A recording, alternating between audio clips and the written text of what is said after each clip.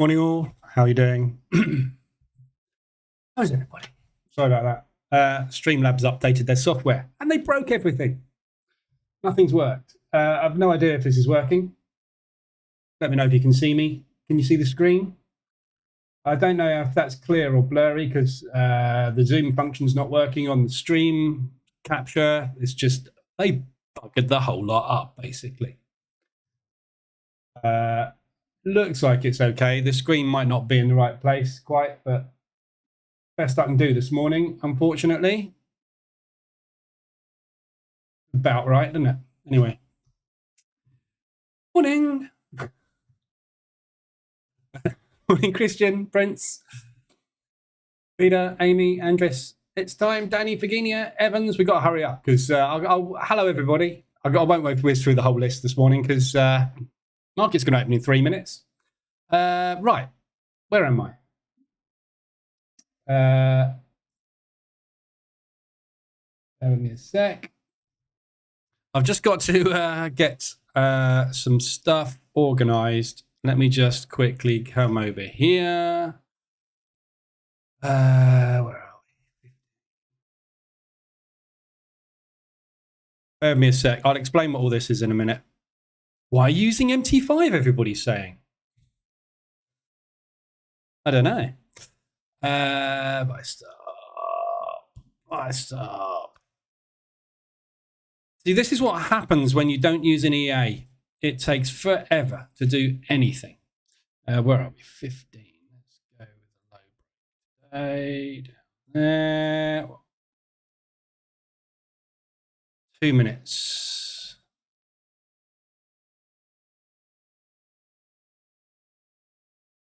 I'm going to put it a little bit outside. I'm just trading the FTSE as well this morning. That'll do for the DAX. That's good. Perfect. Right. Sorry, I will be there in a minute. There we go. Right. Let's start a new evaluation with a different prop firm this morning. Yesterday, sorry, I started it yesterday. I made 2,700 on it yesterday. As you can see down there, 52,700. No, you can't because it's behind my head. Oh, this isn't going to work, is it? I can't hide my camera now. Anyway, so yeah, start a new prop evaluation, obviously with the problems with my Forex funds. So I'm trading with Alpha Capital. They only offer MT5 though. Got to trade manually, which is a pain in the ass. But anyway, I've got a new version of the index hedging EA as well, which is now doing a little bit more of what I want it to do. We've got pre-market levels in there, yesterday's highs, lows, all sorts of other stuff going on. So I just need to test that this takes a trade. Couldn't have gone wrong any other day, could it? The day that I need to do a load of stuff with a load of time. But anyway, we've got 12 seconds to the open. We will look at the news and the FX markets and everything in a minute. I just need to make sure this triggers.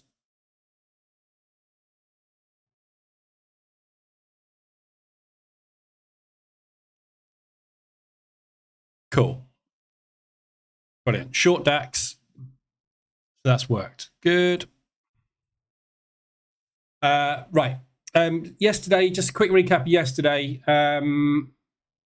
Fairly decent day yesterday. Did just over 2.5 grand on the indices. So basically trades yesterday. I didn't trade the DAX yesterday.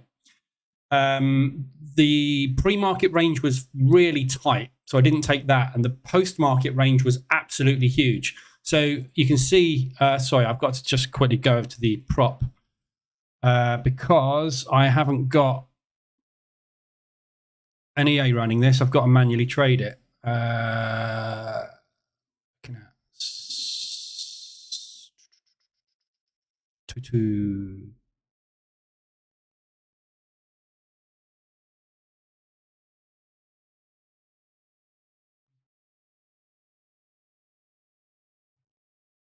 Short on the FTSE as well.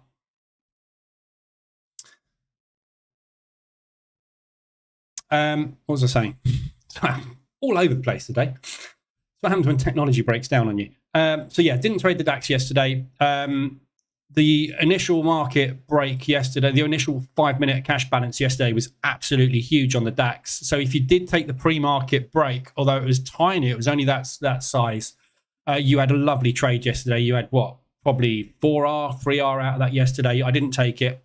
The initial opening range was far too big. And as you can see, after you get a massive range like that, what you tend to get is no volume left. So the market doesn't go anywhere. So didn't take that one yesterday. But I did yesterday trade the S&P. So S&P, I got hedged, went short, took those off at support because the market basically was down here. It was sitting around for absolutely ages. Then we put in a load of wicks to the downside. So I exited the shorts, anticipating a long move, broke long, broke even on that one. So I banked about $600-700 on that. The Dow was textbook yesterday. Pre-market range, broke short, straight out with a 2R and a 1R. So that was about $2,000, 1,300, $2,000. And then the NASDAQ, I broke even.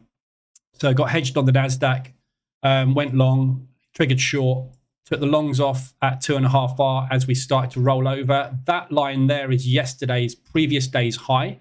So we hit previous day's high, limit orders triggered. Then we had 2 attempts to go higher. We didn't. So I thought, brilliant. It looks like we're reversing. Put a trailing stop on. Got out the longs. As it broke down, I got out the shorts and banked about $200 on that. So all in all, it was about a 2 and a bit K day yesterday. So not bad, not great, but had a lot of hard work. So, DAX break short is stalled. So this is yesterday's low. We need to watch yesterday's low for downside. We haven't got there yet. This is a big old propulsion gap from previous as well, which the market is bouncing out of at the moment.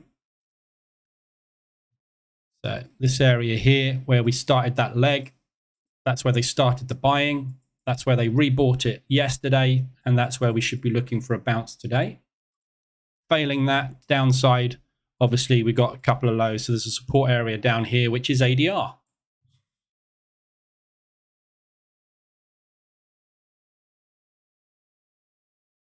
It's only drawn ADR low for some reason. Oh, that's an old one. That's why. Cool. There we go. So we're still breaking short on the DAX. FTSE, I'm hedged. Oh, Christ, I've only hedged with 3 positions. Why have I not hedged that second one?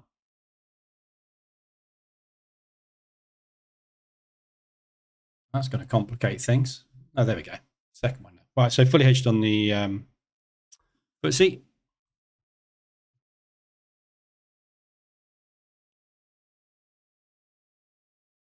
See where we go. Right, let me catch up on chat. Morning, everybody. Come on the DAX, yes. Morning, Derp. Morning, Astro. Easy. What happened to my Forex funds? They were naughty.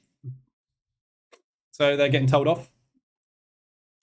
Basically, they're just frozen for the moment. They are being accused of all sorts of things. If you want to know what the accusations are, go to the CFTC website, Commodities and Futures Trading Commission, which is weird that the CFTC are the ones investigating them because they don't trade futures. Anyway, so there you go. There's, if you want to, there's a link. Go and have a read of that later. But that's basically what's going on with them. It's all to do with basically the fact that the My Forex Funds is owned by one person. They have their own in-house brokerage, which is owned by one person. And that one person seems to be manipulating price. Funny that's what brokers do. So they just basically are accusing them of ripping people off, which I have to say is probably likely. They're a prop firm. Their job is to make evaluation fees. So when you get funded, their first priority is to get you out of that funded account, which is why we play the game the way we do. But anyway, so yeah, they're shut down at the moment. So I'm just trying out these guys. I've jumped basically ship into another company. The only reason I've got this evaluation with Apex Apex ACG, what is it? What's it called? Whoever they are. The only reason I got it is because they offered a 40% discount. Not. Have to say, execution is instant. Spread is tight, as you can see. Looks good. They only offer MT5 and you can't use EAs. But at the end of the day, I'm manually trading here. So you can copy trade and all sorts of stuff, but you've got to send off loads of proof and all sorts. I can't be asked with all that. So I'd rather just manually trade it, to be honest. But yeah, pretty good execution at the moment. But this company also have their own in-house brokerage. They are based in the UK, though, so the CFTC can't touch them. But we have our own regulatory bodies in the UK. So they are going to be doing something about their regulation, I should imagine. But we'll see. They're run by a load of northerners. Nothing against northerners, but I'm a southerner. I won't start that debate. See where we go. Right. So break to the downside on the DAX hasn't gone anywhere as yet. We seem to be stalling out down here.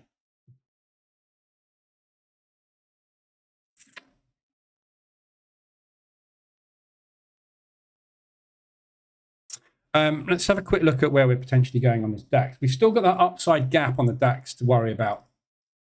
So the gap from last month, basically now, isn't it? That's back from July, was it? Right, beginning of August. So beginning of August, we gapped down. That's where we're headed, back up to fill that gap. At the moment, we've made good market structure. So we've got a low, a high, higher low, higher high. This is the higher low. So we should be looking to push up into that gap next. So longs are on the cards. Obviously, we did the gap fill yesterday. We've got a gap to the upside, basically, on the DAX at the moment. So there's a gap fill upside. So there's much more upside potential on this today than there is downside. So I'm not surprised we're stalling out down here, and I would expect to come and try and get some of these limits at yesterday's low first, in which case then that might be where I look at taking the DAX off. But we'll see if we can get there. TP for me is just beyond yesterday's low. So if we can get down to there, that would be great. That would get the profit banked. But we'll see. Not a lot of movement off that 5-minute opening range. So there's your 5-minute opening range. We haven't broken that yet. So we're trading an inside bar at the moment. So we've run out of volume. Quick look at the news before we get into all the analysis. We had the Aussie GDP. So yesterday, obviously, we had the cash rate came out on the Aussie. That tanked as we expected. The GDP came out this morning as expected. I don't think there's an awful lot of movement off that. No, there's no ADRs hit today. So no news, no impact off the Australian dollar.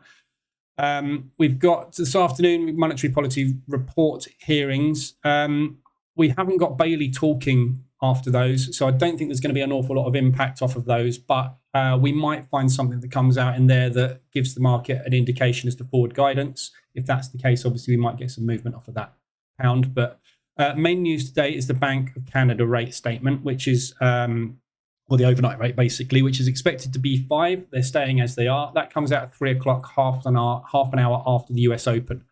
So there is a good chance we may have a fairly sluggish open in New York this afternoon. We've got PMIs coming out for the US dollar at the same time as well. So an awful lot of volatility into the market at 3 o'clock. So the initial open might be quite rotational.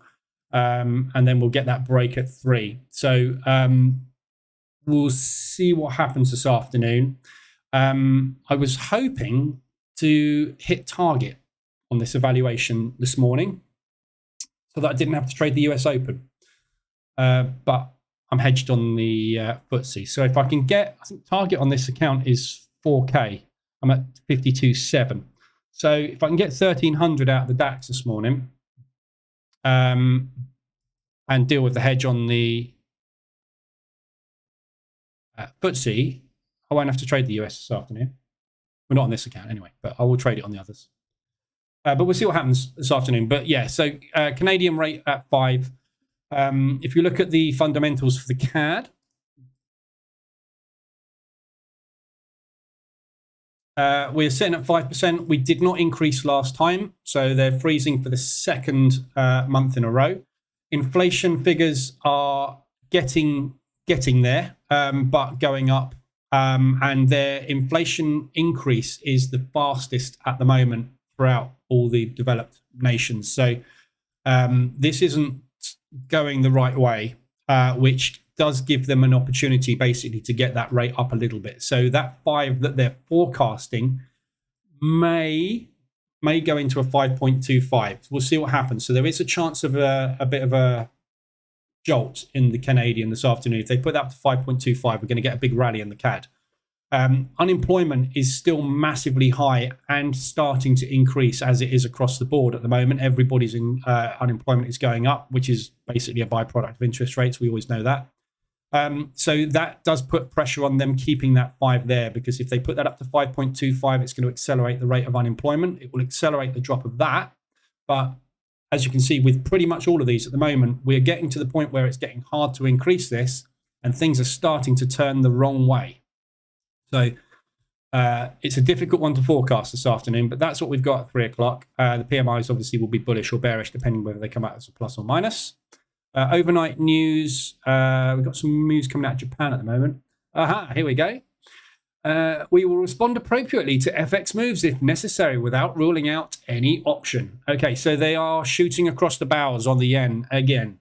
Basically, the US dollar yen, we were looking at the 145 level as being the area where we don't like going above. That was the first intervention from September last year. We got the same reaction as we did last time. 150 is the level that they will interact next time. So the intervention will come in at 150. So there's your first intervention at 145, second intervention at 150. Market got scared basically when they started shooting across the bow there. We got the second shots coming in now. So 225 ADR, roughly 250 ADR. So 2.5 ADR up is going to be where the Japanese will intervene, or probably intervene. We don't know, obviously, but that is the assumption. So we might find that market now starts to drop as they get a little bit scared. So as soon as the Japanese start saying this, that's when the market starts thinking twice about their long positions against the yen, because they want to be flipping long on the yen, because if Japanese do intervene, the yen is going to power up 4 to 6 ADR in a day. So this is basically the same thing we get. Every time we get that move in the US dollar yen that they do not like, they say, stop it or we will kick you. So get ready for that. The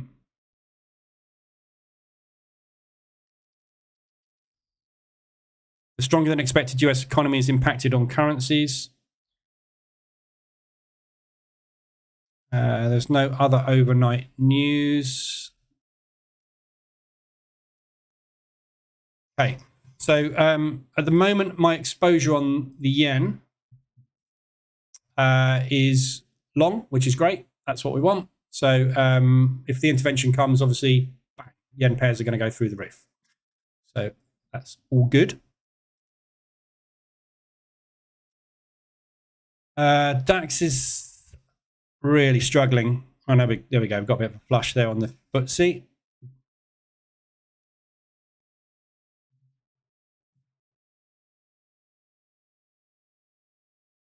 Okay, so DAX, we're approaching yesterday's low. Trying to. So there's a new low gone in. They're buying it up again. Seem to be able to get any movement this morning.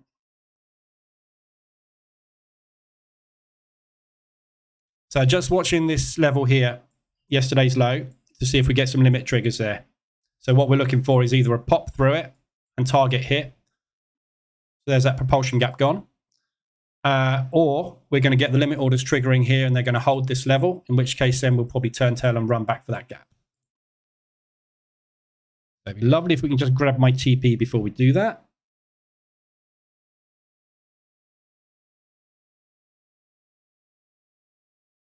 There we go, TP hit.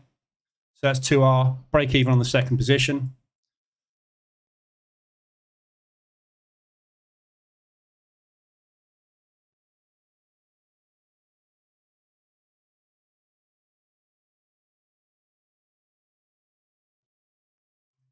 Just going to close that manually. Break even second. Let's cancel those buys off.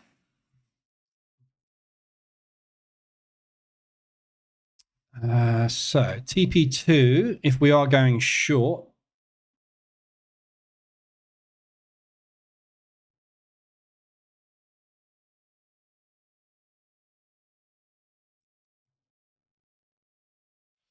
I'll do. So if we are going short, I'd expect us to come and find some limits down at this area here, previous level, which is basically ADR. But that's 5R. So I'll leave that short running. I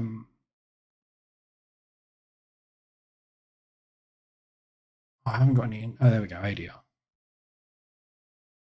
So let me just get this level.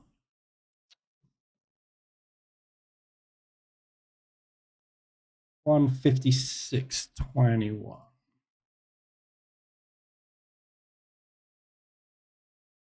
Somewhere around there, and I'm going to trail this 400. There we go. So that's locked in. So I just got to deal with the FTSE.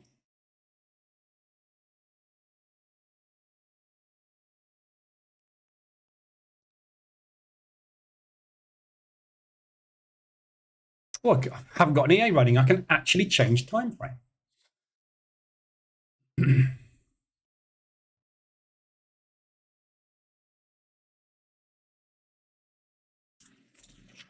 Okay, so we got a double top here, which is what we've just tapped into on the short side. The DAX has obviously got a reason to run long because we got the gap, and then the gap from overnight, and then we've got the gap from previous. So there is more upside potential, and the FTSE will tend to run with the DAX a lot of the time. So we've bounced basically off of that high. So we've got resistance, we broke it, turned into support, and then we've bounced off of that. So we know there's a load of buyers sitting there.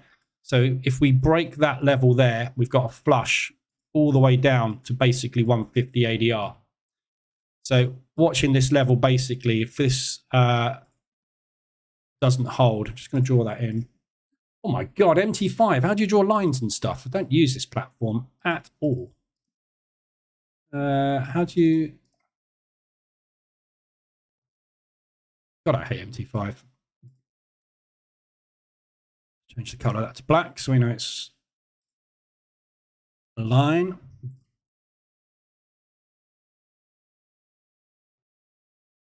Okay, so this is where I'm just watching to see if we get that bounce. If we don't get that bounce, we've probably got a flush today.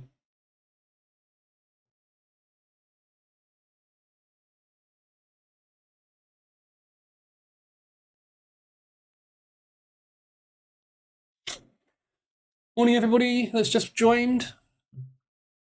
AZ, I changed my time frame around all the time. The EA seems to run just fine, just as long as it's left on the time frame where it's meant to take the trade once you're done. Basically, every time you change time frame, your EAs will reinitialize. Yeah. So when you change time frame, it resets. So, for example, with the opening range breakout EA, at specific times, i.e. the open and 5 minutes after the open, it performs calculations. If you switch from M5 to M15 or vice versa, after that's happened, it will reset those calculations to 0. Yeah. So some EAs you might find are okay. Other EAs you'll find they will completely break if you switch timeframes. EAs are not designed for analysis. They are to put on and let them trade. Let them do their thing. Let them run. Never touch them. So you'll see me on here. I never, not that one, this one. I never touch this. Yeah, don't change time frame or anything. This thing is just doing what it does. If I switch time frames, it will basically refresh it and reset it to 0.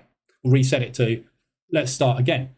Anything that runs on a time that does things at specific times of day, you'll find that normally we reset variables to 0 before when we start EAs to make sure everything's clean and ready to go. When you switch timeframes, it resets.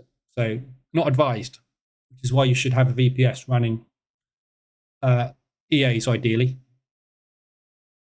Okay, so yesterday's low, we've got some resistance coming in. So just watching this low area here.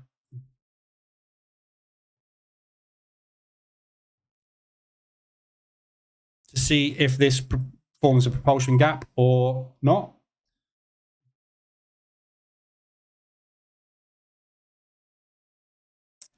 So basically there looks like they're starting to want to buy yesterday's low. But this may well just be a pullback. So think pullback, pullback, continuation. However, gap target, gap target. So I'd much prefer to be long on this.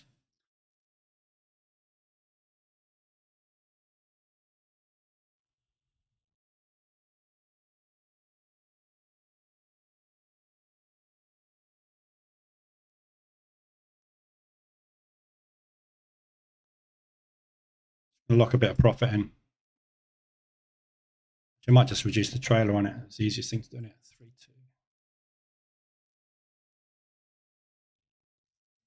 Oh no, not 320. No.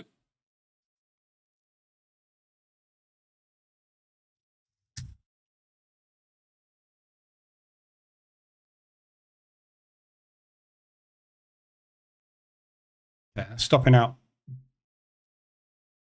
Okay. I'm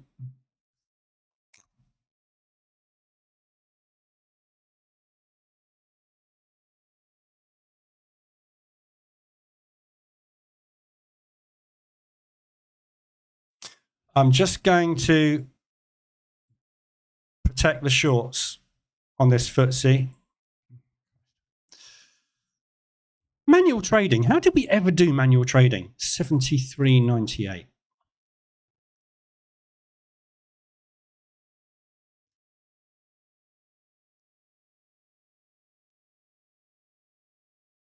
So just protecting these shorts.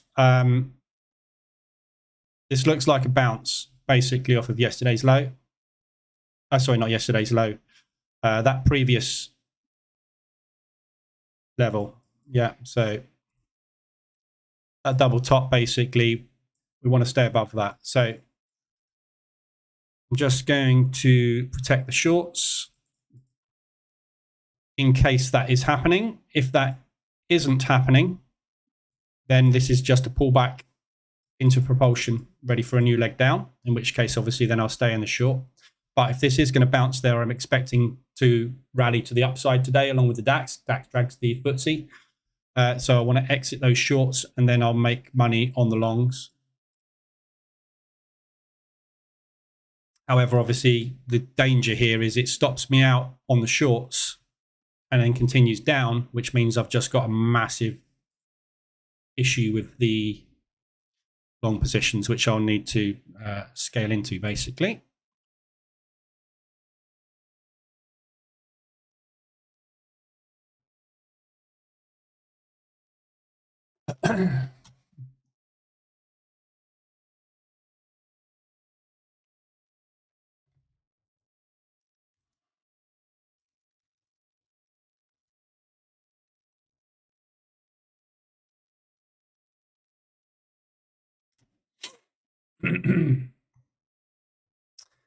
Okay, so we've got an inside bar on the DAX.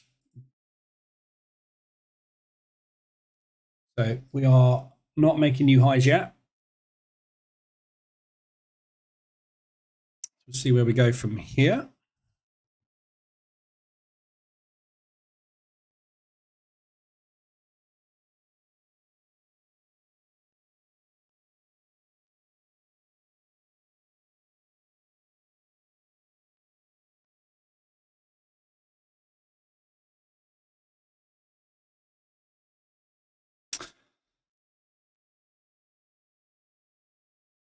Six.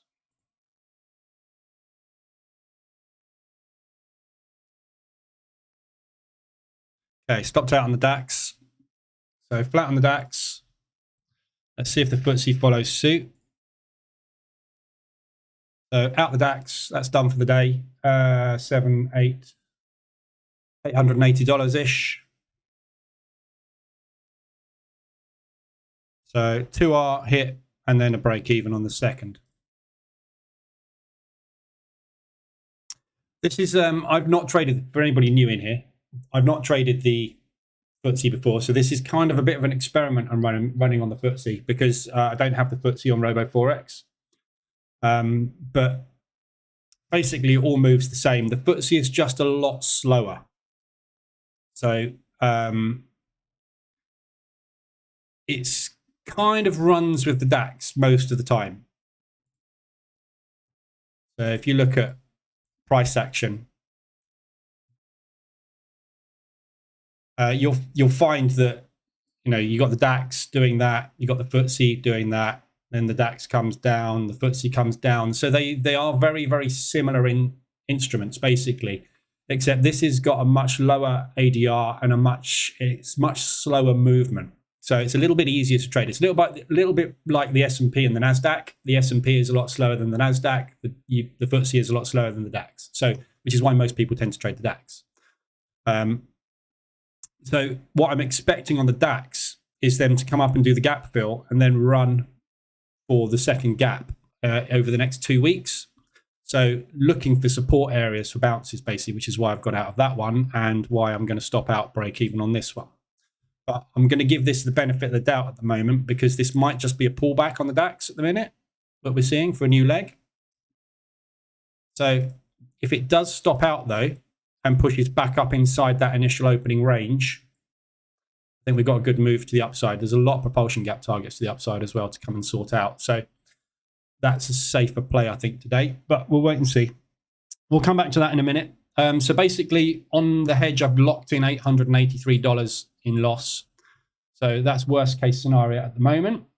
USB device is not recognized.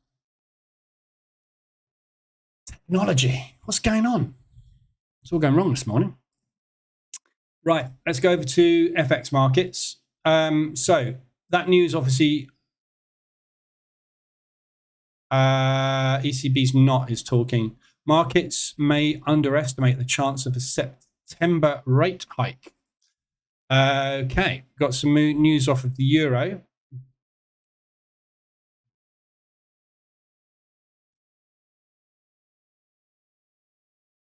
So a bit of a spike on that news there. Yesterday, by the way, I haven't gone through yesterday's results because I'm totally unorganized today. Where are we? 5th yesterday, wasn't it? So closed out the Swiss yen yesterday.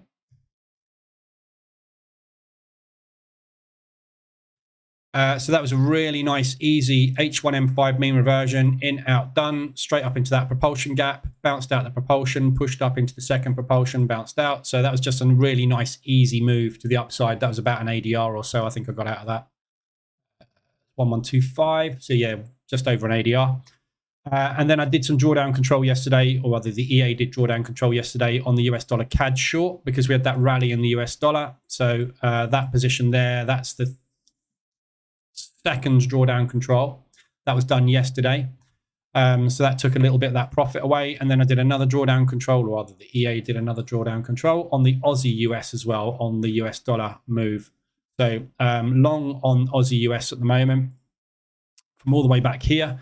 So another drawdown control done on that position. So that's the second drawdown control done on the initial position. So the average on that is around about 150 ADR. We are just holding at the moment. We've bounced quite nicely as a double bottom out of there. So I'm hoping we get some US dollar weakness coming through today. And we can get a push up. So this position here, whoops, I will probably take off. If we can get 125 ADR, I'll take that off just before we get to break even. But yeah, so did a bit of DD control yesterday, hence slight loss yesterday, 0.9 loss. Lots in profit that I can bank as well at the moment. I'm just holding at the minute just to see what happens today because we've got the Canadian rate announcement today. So I'm expecting the market to be a little bit sideways today because obviously we've got massive news coming for the Canadian dollar. So we'll see where that goes. That euro announcement that we've just had from NOT should rally the euro. So we should see some bullish price action coming on the euro. At the moment, I'm exposed in both directions on the euro. I'm short against the Australian dollar. Not a great position, is it? Oh, that's in profit. Ah, just missed my TP, look. I'm going to take this euro odd off. I'm just going to bank that 150 just because that was bullish news on the euro odd. So if you look at the market structure on this euro odd, yeah, I'm expecting some strength in this euro. And now that he's just said that we are having a September rate hike likely, I think we're probably going to find the euro starting to power up a little bit, at least trying to power up. So we went into a range for a week. We pushed down. So we got price discovery down into that propulsion gap. We pushed up, made a new high. That, I reckon, is probably going to be a higher low. So we've got low, high. That's that resistance there, previous support. That is quite possibly going to be, now we've had that news, where we put that new higher low in and then go for a higher high back up into these highs here. So I'm going to get out of that because I've got a short position on that one. There's no reason the Australian dollar should be strong at the moment. And now that that news has just come through, likely that we're going to get a switch on the euro. So the other position I've got in is euro US dollar long, which is there. I haven't got a TP on that one.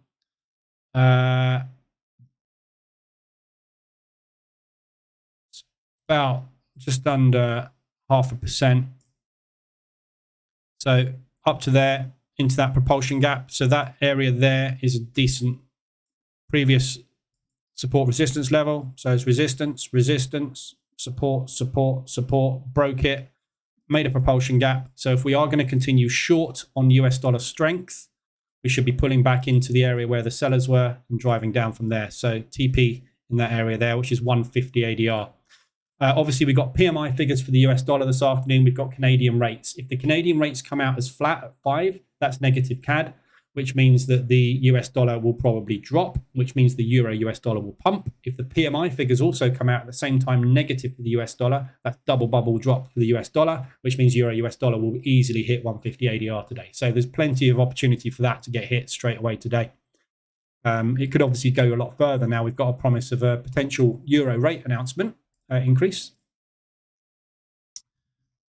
Further hike is a possibility, but not a certainty. You wouldn't have said that if it wasn't pretty much on the cards.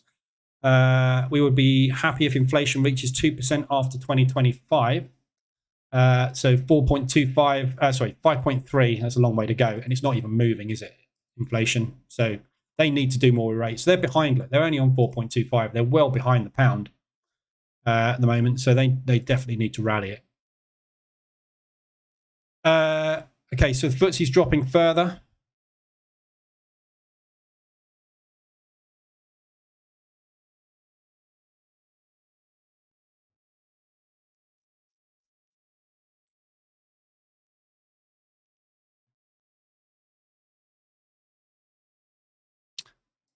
Quick look at support.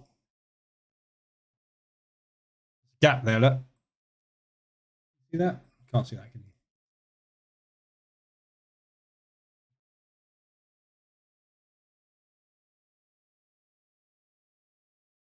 So we've got some unfinished business. Oh, what did I just do?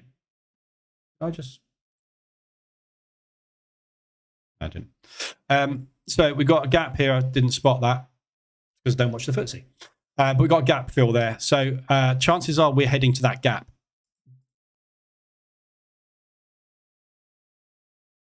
IFW Institute German GDP shrinking. That's not good for the euro. So looking for potentially a gap fill down there.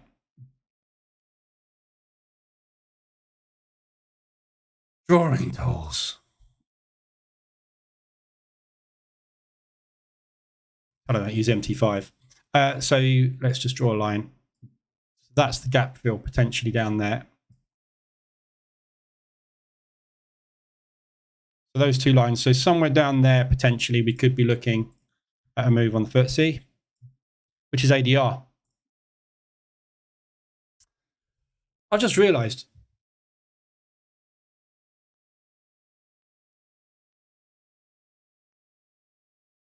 I haven't read the rules on this prop firm. if we move down to here, I'm going to TP on these, but that drawdown will then be over the drawdown limit. So are they saying drawdown is on open positions or on your accumulated profit for the day? We'll find out. This could be a failure. So TP's on the shorts. I'm going to put the first one in at the high there, which locks in 1,000.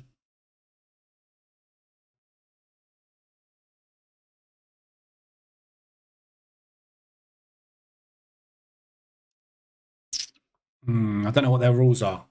Should have read those rules before I started. Anyway, so yeah, so watching that FTSE down into this area here, which is 73.67, 73.56. So basically ADR. Potential. If it doesn't, and it does rally back up, we're not going to go down for that gap fill. Obviously, I'll be looking to get out somewhere up there on the longs. So I'll break even short, exit long positions in profit. Right. So DAX is rallying, look for the gap fill. So watch that area. If we are going to continue shorts today, because the FTSE is dropping, that'll be where we'll get a reaction. I'll be very surprised if the markets move very far today. We got the FTSE, we got the CAD rate and the PMIs this afternoon. I don't think they're going to want to put a lot of stock movement in today, but we'll see. What happens. Right, so that was yesterday's positions. ADRs, there's no ADRs today. We've not got any weeklies hit. There's nothing hit on the monthlies yet, obviously, because it's too early in the month. We're only on the 6th. We've got nothing hit this week, and obviously there's no ADRs today. I don't think there's anything getting close to ADR yet. These euros are probably the closest so far, but nothing much else there really to look at. RSIs entered a lot of new positions yesterday. I posted a lot of these in the group yesterday, but I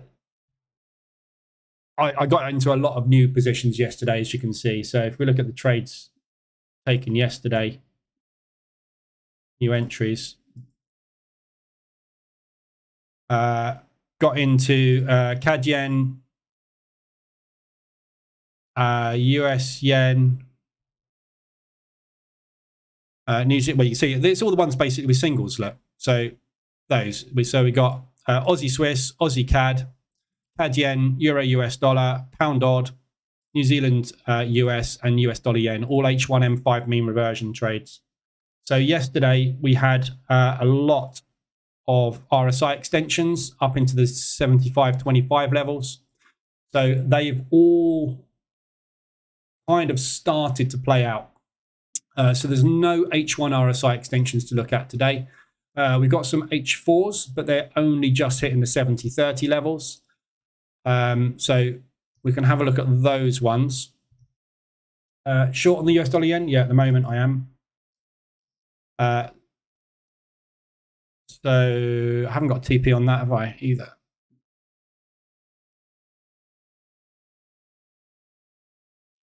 I mean, the US dollar yen, this is a little bit of a different one from a TP perspective.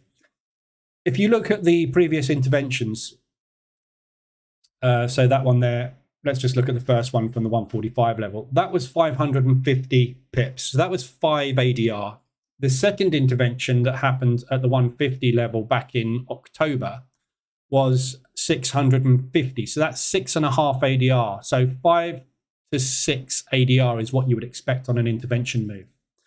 So when you look at TP as, for me, being, let's say, just 5 ADR, 5 ADR is there. Yeah. So let's call it that propulsion gap just for, I mean, that is actually it down there. That's 5 ADR. It's not even that. It's a little bit further than that, but that is potentially where you will head if there is an intervention on behalf of the yen. So I'm short with one position on at the moment. I don't think they're not just going to intervene, the Japanese, just because they've said we're not happy about it. It needs to be provoked more. So what happened the last time we got that warning was that. Yeah, it took a week or so for the warning to kick in. So that kind of equidistant move, yeah, if you look at that as a measured move, that's an easy TP. If the market pays attention to what the Japanese have just said this morning. If they don't pay attention, we're going to push up into that 150 level, which is here. And that is the point you're going to get that intervention kicking in, which is going to drive it down a similar sort of distance. So on these shorts, you've got two options. You can either take a normal TP, half an ADR, 1.5 ADR, whatever you want to do, play it back into that propulsion gap is the obvious thing to do, isn't it? Yeah, so just play it back into that propulsion, which is 175 ADR. Or you can hold out for the possibility of an intervention. So that is something that's probably going to get hit maybe in the next couple of days. Could even be on the PMIs and the CAD rates this afternoon. That could get hit easy. It's 175 ADR. That CAD rate comes out as a freeze and the PMIs are short. US dollars coming down. So we could get down to there. If it rallies up to 150, you're going to scale into it a couple of times and then that intervention is going to kick in. So it doesn't make sense to have a TP in there at the moment unless you just want a quick profit, which is a decent move anyway, but that is kind of like the holy grail one. So I'm just going to put my TP down there at the moment. Other yens I've got on at the moment, I've got CAD yen. See, again, that's in profit. So this is a tricky one because we've got the Canadian rate coming out this afternoon.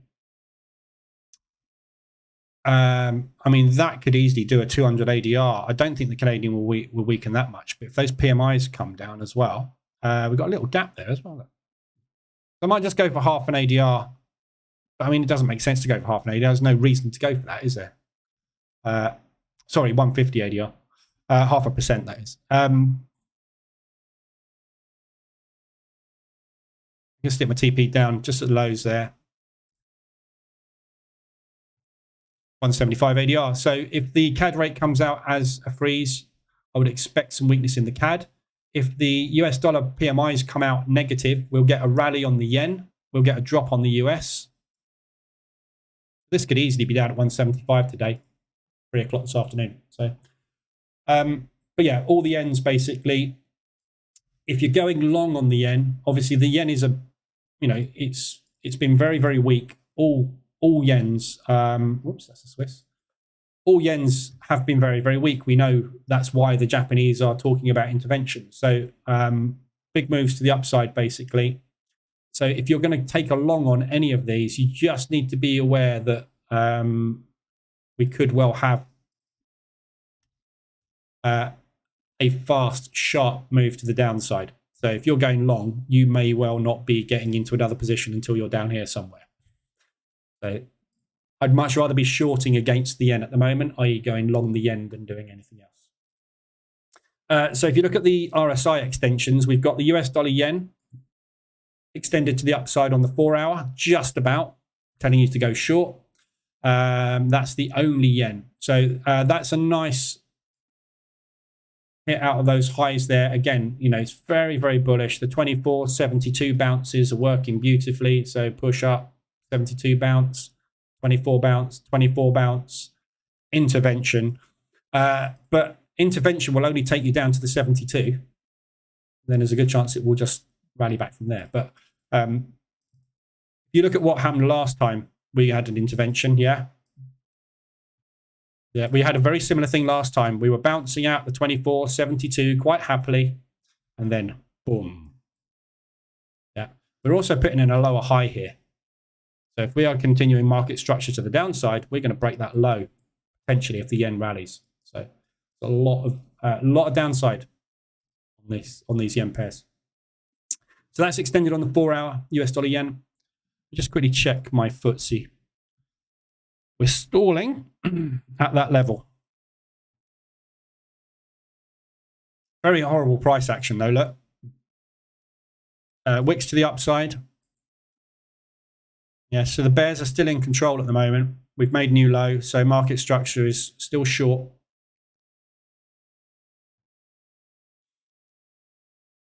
Very wiki.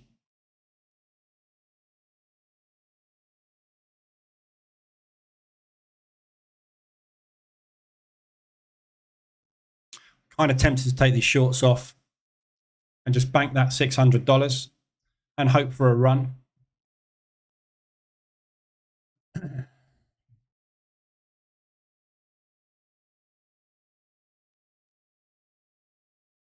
I'm just sitting behind this propulsion gap at the moment, basically, because this is what's holding.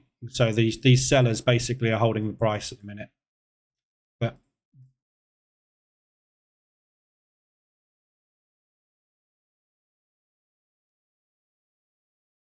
there's no reason for it to turn here apart from that previous double top that we saw and the fact that we've broken it and we seem to be holding below it. I don't think that's going to hold. I think this is more likely a destination this morning, but see where we go.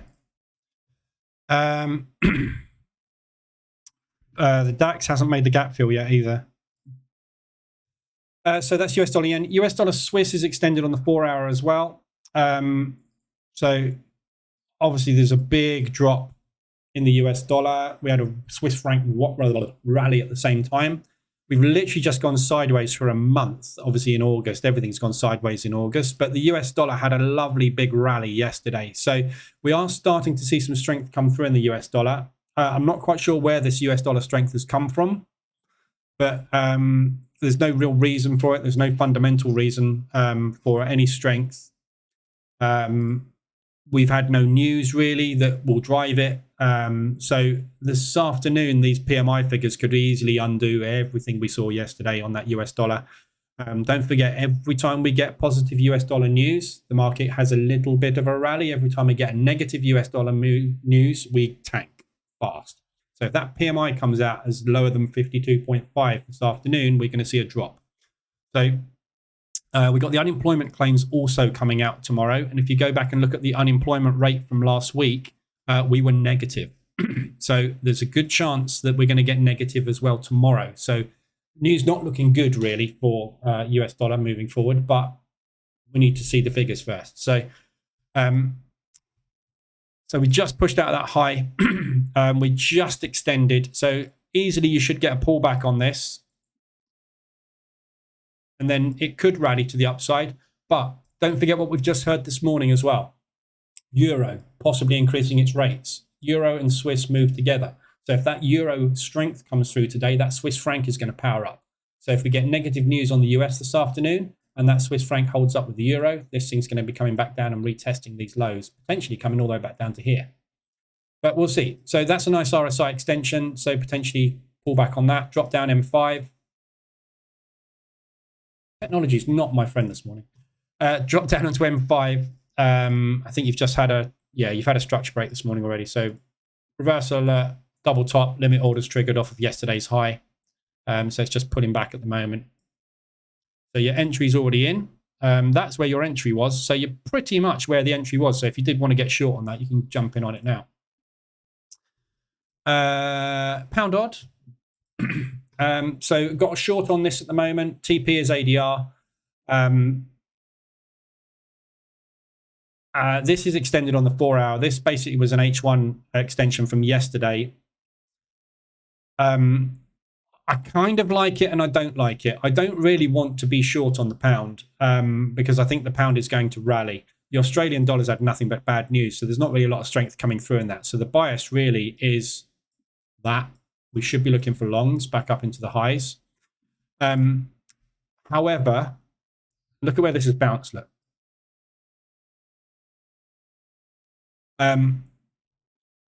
If this holds, I think we're obviously going to go for a run, so I'm going to need to scale in on it. And I don't really want to do that. However, we've got these nice big propulsion gap targets to the downside. So I suspect we might want to pull down a little bit further, down into potentially ADR. So my target is basically just beyond ADR at the higher that propulsion gap. However, I'm toying with the idea of taking this one off. There's $80 on it. It's not really worth. It's not even worth taking. But I just don't like it as a short. Really, it is an H1 M5 mean reversion entry. and it was a decent push. But look what happened. We got that RSI extension, and it pulled back very, very hard, and then it pushed back very, very hard, and we sat there and basically did nothing. So we've put in a Batman formation, which is bearish. However, the fundamentals are pointing the opposite direction. So it's a bit of a quandary, this one. So the fact that we've pushed down and made a new low today means that the market structure today is bearish. So on M5, if you drop down, we've got a high, a low, a lower high potentially going in. So there may well be another leg down today. If we can make a new low on that low, I will probably exit this before we get to ADR, just because it is kind of counter trend. If you look at it, obviously, we are shorting massively against the trend here. So I think that is optimistic. So looking for a long, broken that high, pull back, move up. Yeah, so I'm trading counter trend, so I want to get out fairly quick on it. So H4, it's a nice extension to the upside, but not properly nice, like we would expect to get a decent pullback on. So it's a very, very, very low extension, that 70. So not the greatest trade in the world from a 4-hour perspective. Euro US dollar, long on that one. That's an H4 RSI extension. We've just had really good news potentially on the euro, although the market doesn't seem to have done a lot with it.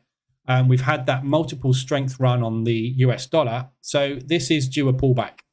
So if this is going to turn into a negative trend, which I can't really see personally, but if it does, then obviously we'll be looking for pullbacks into the 24.72 as we go down. So I don't see any problem with that as a trade at the moment. If it pushes down further, we're going to come down into there, which is 150 ADR. So I'll scale into a second position there and then get out when we pull back to the 24. So just waiting on that. That looks like a pretty good entry long, especially after the news we've had this morning. And, you know, we're in the lap of the gods, aren't we? You know, if basically the US dollar gets positive news this afternoon, this is coming down. Nothing we can do about it. If the Canadian dollar decide to increase their interest rates, this is coming down. Nothing we can do about it. So the news, however, is forecast and going on what we had last week for the US dollar to weaken. And we just had good news on the euro. So I don't see the problem with that as a long. So holding that at the moment, that's a nice entry. Your entry on it was yesterday. Your M15 reversal. If you're trading H4, you're probably taking M15 reversal alerts rather than M5, but that was the entry yesterday. As you can see, I got in similar sort of area. So that is your euro US dollar, and we've got Aussie dollar US dollar as well. So again, I'm in this. I've been in this for ages. Stuck in it basically. From that double bottom bounce, that extension that was extended on the hourly, also got nicely extended on the 4 hourly. That would have been your first entry. Probably wouldn't have got out there, so you're probably in the same position as me. We're stuck counter trend on it. We've just put a lovely double bottom bounce in off of these lows. So the only thing really that's going to save me here is US dollar weakness. The Aussie's got nothing at the minute. They haven't done anything with the rates. You know, it's just not going well at the moment for the Aussie, but it's also not going fantastically well for the US. Hence we're going sideways. So the fact that we've just bounced beautifully, they bought last month's low up really, really nicely. Had a second run at it, bought it up again. Bears tried again, bulls pushed back. Yeah, bears are pushing back. So there's a right battle going on at the moment down at this level, but limit orders are triggering. They are buying it. So I'm looking for a push back up, obviously somewhere above the 24 in the 72 area. So if we're going to continue this downward move, typically we bounce out the 24.72 area. So anywhere back up to there will get me out. I'm going to take this one off, which is the last entry taken at those lows, in case we get a bounce like that. And if we do, I'll add that one back on again. If we get that TP hit and it flips around and then pushes up, that's fine. The other positions, I'll get out of those at a later stage when we get up to this high. So looks pretty good. It's a nice extension. We've got divergence on the RSI. You can't really see it as clearly, but we have got bullish divergence on the RSI. So looking good. We've got buyers stepping in anyway, but we need a weak US dollar. So that's all of your RSIs. As I say, there are no ADRs today. Oil, we had a lovely rally on oil yesterday. So the Saudis came out yesterday afternoon, and here we go. We are extending our cut of 1 million barrels a day for 3 months. So supply restriction, price goes up. Until December, and Russia to extend 300,000 barrels per day oil export cuts through December. So basically, Russia and the Saudis have restricted oil supply. Obviously, as you can see, market rallied. It's a simple product, supply and demand based. We are pushing down further on this. I'm just going to move my stops down. Just going to lock a little bit of short profit in, just in case we double bottom. But I think we're coming down to here. So I'm going to take one off there. Second, I will take off at ADR. And then we should get a nice rally out of that. So whatever I make on this short, which will be somewhere in the region of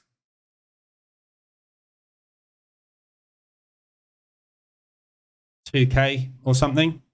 I just need to get that drawdown from those positions back less than 2K, and then I can exit those and obviously just take the money on the DAX. What was I saying? Oil. Yeah, so we had that lovely rally on oil. So oil, we know, has been stuck in for the entire year. We came down, we hit the lows, we price discovered, failed, hit the lows, came back down, broke it, used it as resistance. And since then, which was basically beginning of December last year, mid-November, we got promised 107 a barrel from Goldman Sachs. As we got into January, they reduced their target down to 95. And basically, we sat there for the entire year in this range. We've finally broken that range. So we're expecting now a rally to 95. The fact that the Saudis have just reduced technology. I'm sorry, I was just reading Amy's comment there, men and technology. Isn't it the other way around? So the fact that the Saudis just reduced production, and the Russians, obviously, we don't buy from Russia anymore, but it's basically a supply and demand based product. So we need oil to make petrol and do other things with it. If they produce less of it, they can charge more for it. Very simple maths equation. And as you can see yesterday, they basically said, we're not going to produce anymore. And the price went pop. So we had a big ADR hit on that yesterday. ADR is 19. Yesterday we did 30. So 150 ADR, probably 160 ADR, something like that. So we're officially out of the highs.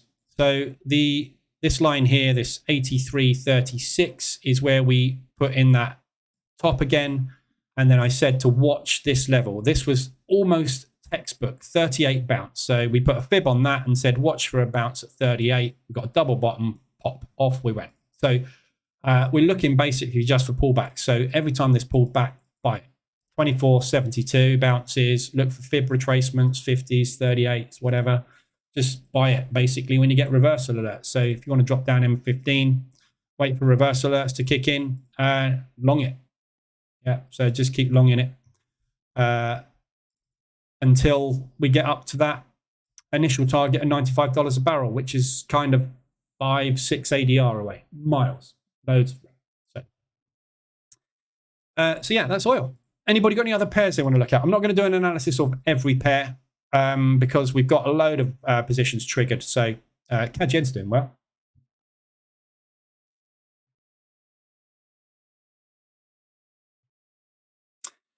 Let me just catch up on the chat. Thanks for subscribing, Henry. Sorry, I missed you.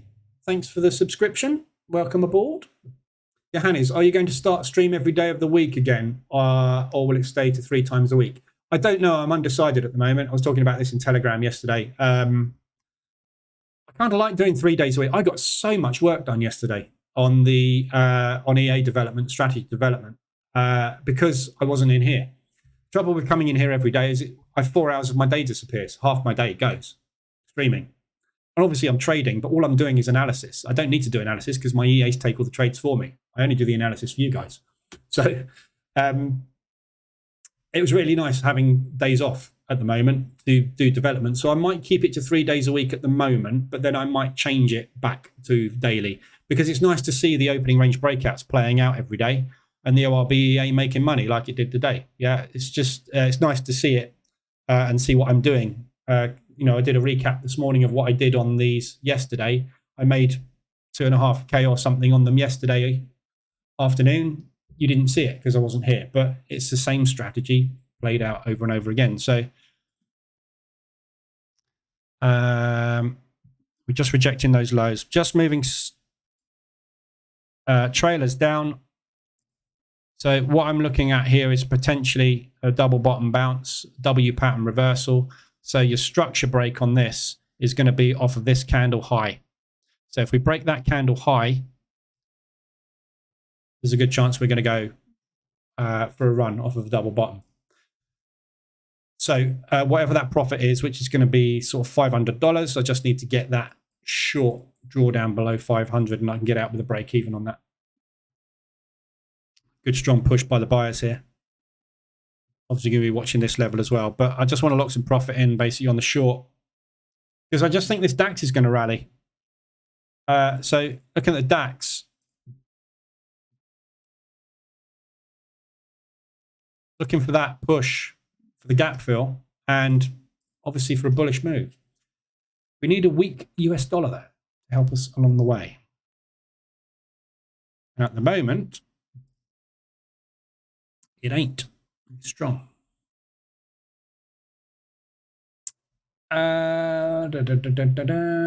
Sorry if I missed, but why the FTSE today? Just because I've got it, Thought Feeder. Because I'm trading a new prop firm and they offer the FTSE, so I'm trading it. Rules are the same. Opening range breakout is the same. The market opens at 8 o'clock. You get an initial cash balance and you get a rally. FTSE, whatever index you trade, they are all the same. The FTSE just moves a lot slower and is less available for some reason. I don't know why it's less available, but I'm just going to put a trail on these as well. 1330. Just going to put a 13-point trail on them.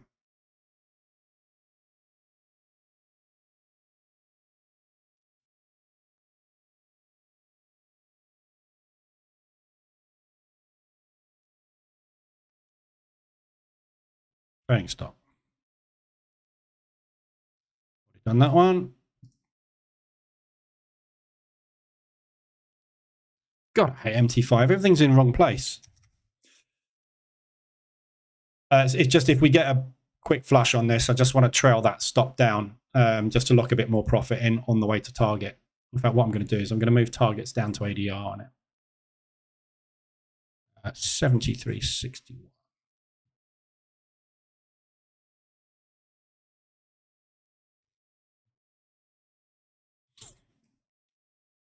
See how that goes.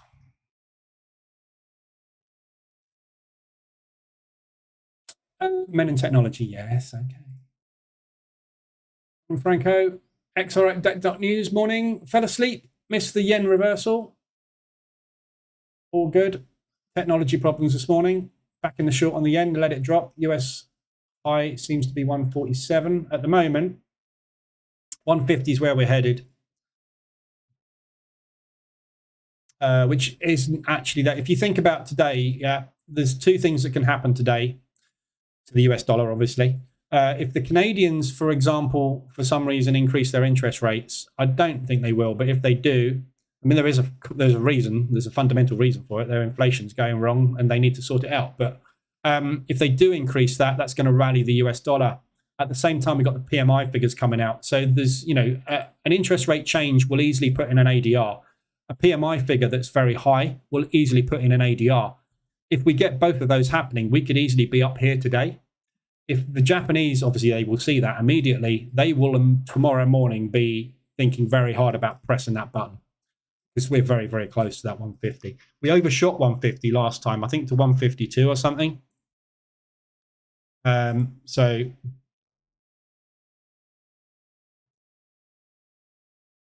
151.95. So we overshot to 152. So there is a chance of needing sort of 4 or 5 ADR from where we are at the moment. But we could do easily 200 ADR on that today if we get positive news on the US. We'll see. We'll be scaling in more shorts if we do. But that CAD, quite tempted to get out of this CAD yen short.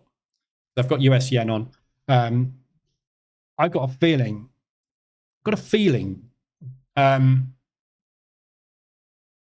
What we might get this afternoon is a 5 there. But what we might get in the rate statement basically is we've done that this time because XYZ, we want to see what the impact is on unemployment, more likely is what they're going to say.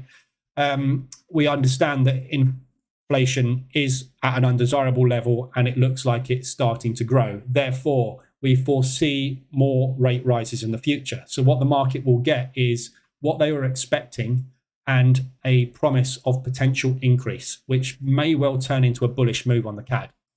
So I've got locked in profit on this CAD. Well, I've got profit on this CAD. So what I'm going to do, I don't know, what shall I do today? I don't know what to do today. It's tricky today.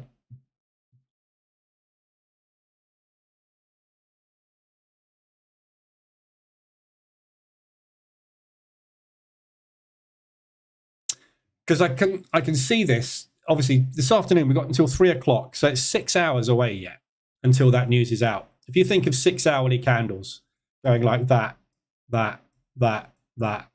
which is probably what's going to happen, it's not going to affect me. So I can protect the position. If it is bullish CAD, no problems. If it's bearish CAD, happy days. However, I can also just take $230 off the table right now and not worry about it. So I'm kind of, half of me is tempted because I've got that US dollar yen short on. This is basically a duplicate position. CAD yen, US dollar yen, they're going to do the same thing. So I'm kind of double exposed on it with an opportunity to actually bank and that to suddenly go into profit this afternoon. So what I don't want to do is get 6 hourly candles that go like that, because then I'm just going to stop out for nothing and I've lost the opportunity to bank it. But those are the decisions you've got to make. So I'm going to watch this for the next hour. What I might do for now is just, it's not worth locking in $170. Screw it. I'm going to leave it there. See what happens. Thanks for subscribing, Vizokas. Hopefully I said that right. Welcome aboard. Euro Swiss, JC, you want to have a look at Euro Swiss? Okay, stopped out on the shorts. On the FTSE. So that's $500 locked in.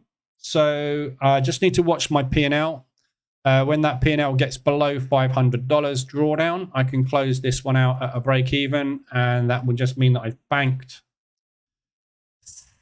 $750 off the DAX.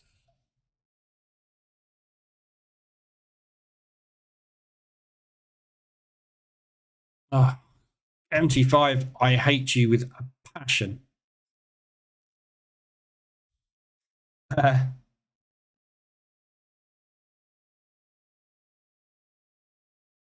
one did I take?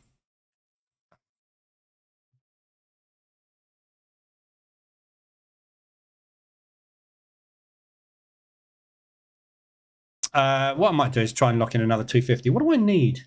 Oh, Christ. I only need $100. Oh, my God. I need $31 to pass evaluation. I have got to trade tomorrow. I'll tell you what I'm going to do. I'm going to just lock in. I'm just going to put those there. So if we can get another 11 points to the upside, that passes evaluation. And I've got to trade minimum 3 days with them. So I'll just have to take a trade at the open tomorrow and just leave it a small one. Up to there. We're sitting in propulsion at the moment. So I just got to watch this. We might get a rally back down. So if this does push back down and we are obviously just putting in third leg, then I will be longing at those levels. I'll be longing at ADR basically with the same size, which will average me into there. So if we can get a bounce of 50% off that low, that gets me out. Plan. Right, Euro Swiss. So Euro Swiss, we've got a double bottom. Obviously, we've just had good news this morning. The ECB's not has come out and basically said the markets may underestimate the chance of a September rate hike. So he's basically saying, why are you guys not buying the euro?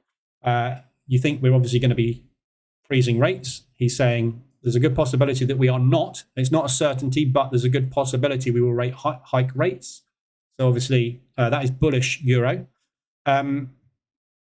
So we've had that move, which was a nice little spike off of the Euro Swiss. We've got a double bottom. So if you entered on that RSI extension there, you will obviously be in two positions. No, you probably won't actually. You're probably only in the one.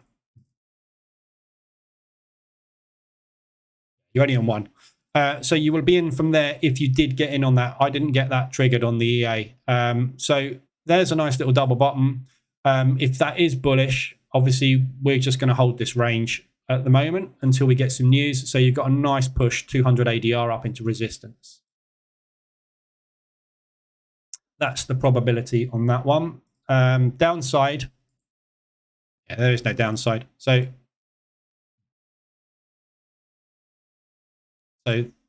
target 1, target 2. Side. 5-minute reverse alert's already gone in this morning. 15-minute reverse alert has just triggered off that news. Your 5-minute reverse alert triggered there out of that range. You would have had an entry there as well. You had an entry in all sorts of places, longs today, but there's your double ULET. Reverse alert, retest. The news obviously has helped, but yeah, that looks like a good long Euro Swiss.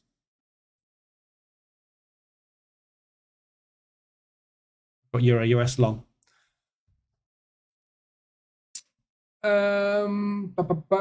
Virginia, so why don't you make your sessions shorter, say 1 hour? Because that doesn't work, does it? When have you ever known me to stream for an hour? It's physically impossible. I can't do it. I really can't stream for an hour. The problem with trying to stream for an hour is that line there on the DAX is 1.5 an hour into the session, yeah?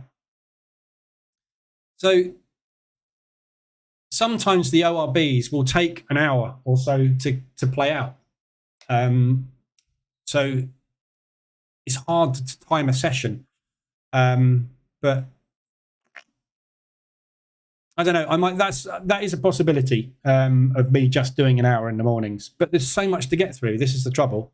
So if I was going to do that, what I would do is I would not do any analysis on FX unless people want specific pairs looked at. I would literally just go through the RSIs, just go through the ADRs. If there aren't any, there's nothing to look at there. Let's look at the indices. If we've got a break on the indices, which was made 2R by 10 minutes into the session, it'll be a 10-minute session. Could do that. But yeah, that's what I'm just thinking about at the moment. I've got lots of options basically. So I'm thinking.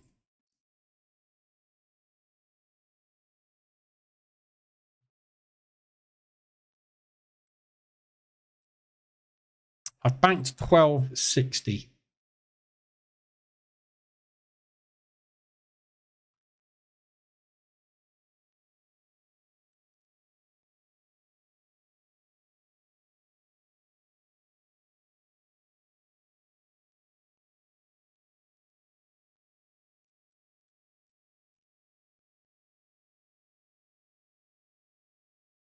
Sorry, I'm just doing some calculations.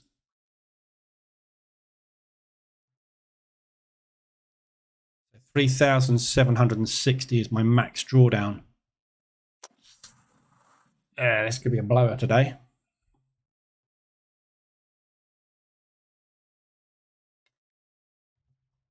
We'll see. Are the spreads not large on the FTSE? Well, you can see the spread there, look. It's 57 points. It's nothing.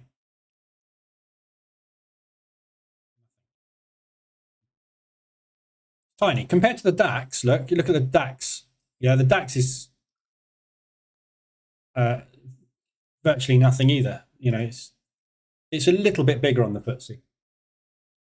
But all you do is you take that into account. Yeah, so you know, you look at the spread, and if you're going to place your orders, you would normally place them there. You just place them there. So you just take the spread into account on a double top. You just want to make sure that spread's taken into account. Ever so slightly larger. As I say, the FTSE's it's not something I trade, and at the moment I don't really want to trade it anymore because it's possibly going to blow the account. But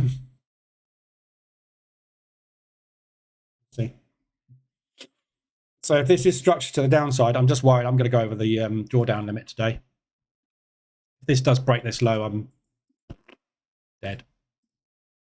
Didn't think this one through this morning. I should have locked in that $800. We'll see.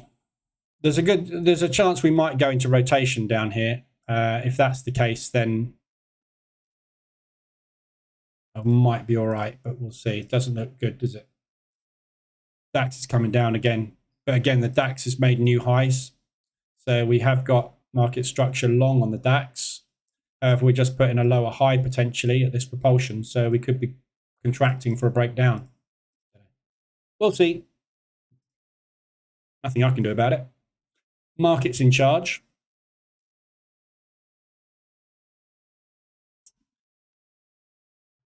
AZ, I feel a little uncomfortable when I have both longs and shorts on the same currency. Is it best to try and avoid those situations? Yeah. What do you mean, longs and shorts as in exposure wise? Up to you. If I teach in the bootcamp not to get exposed in both directions,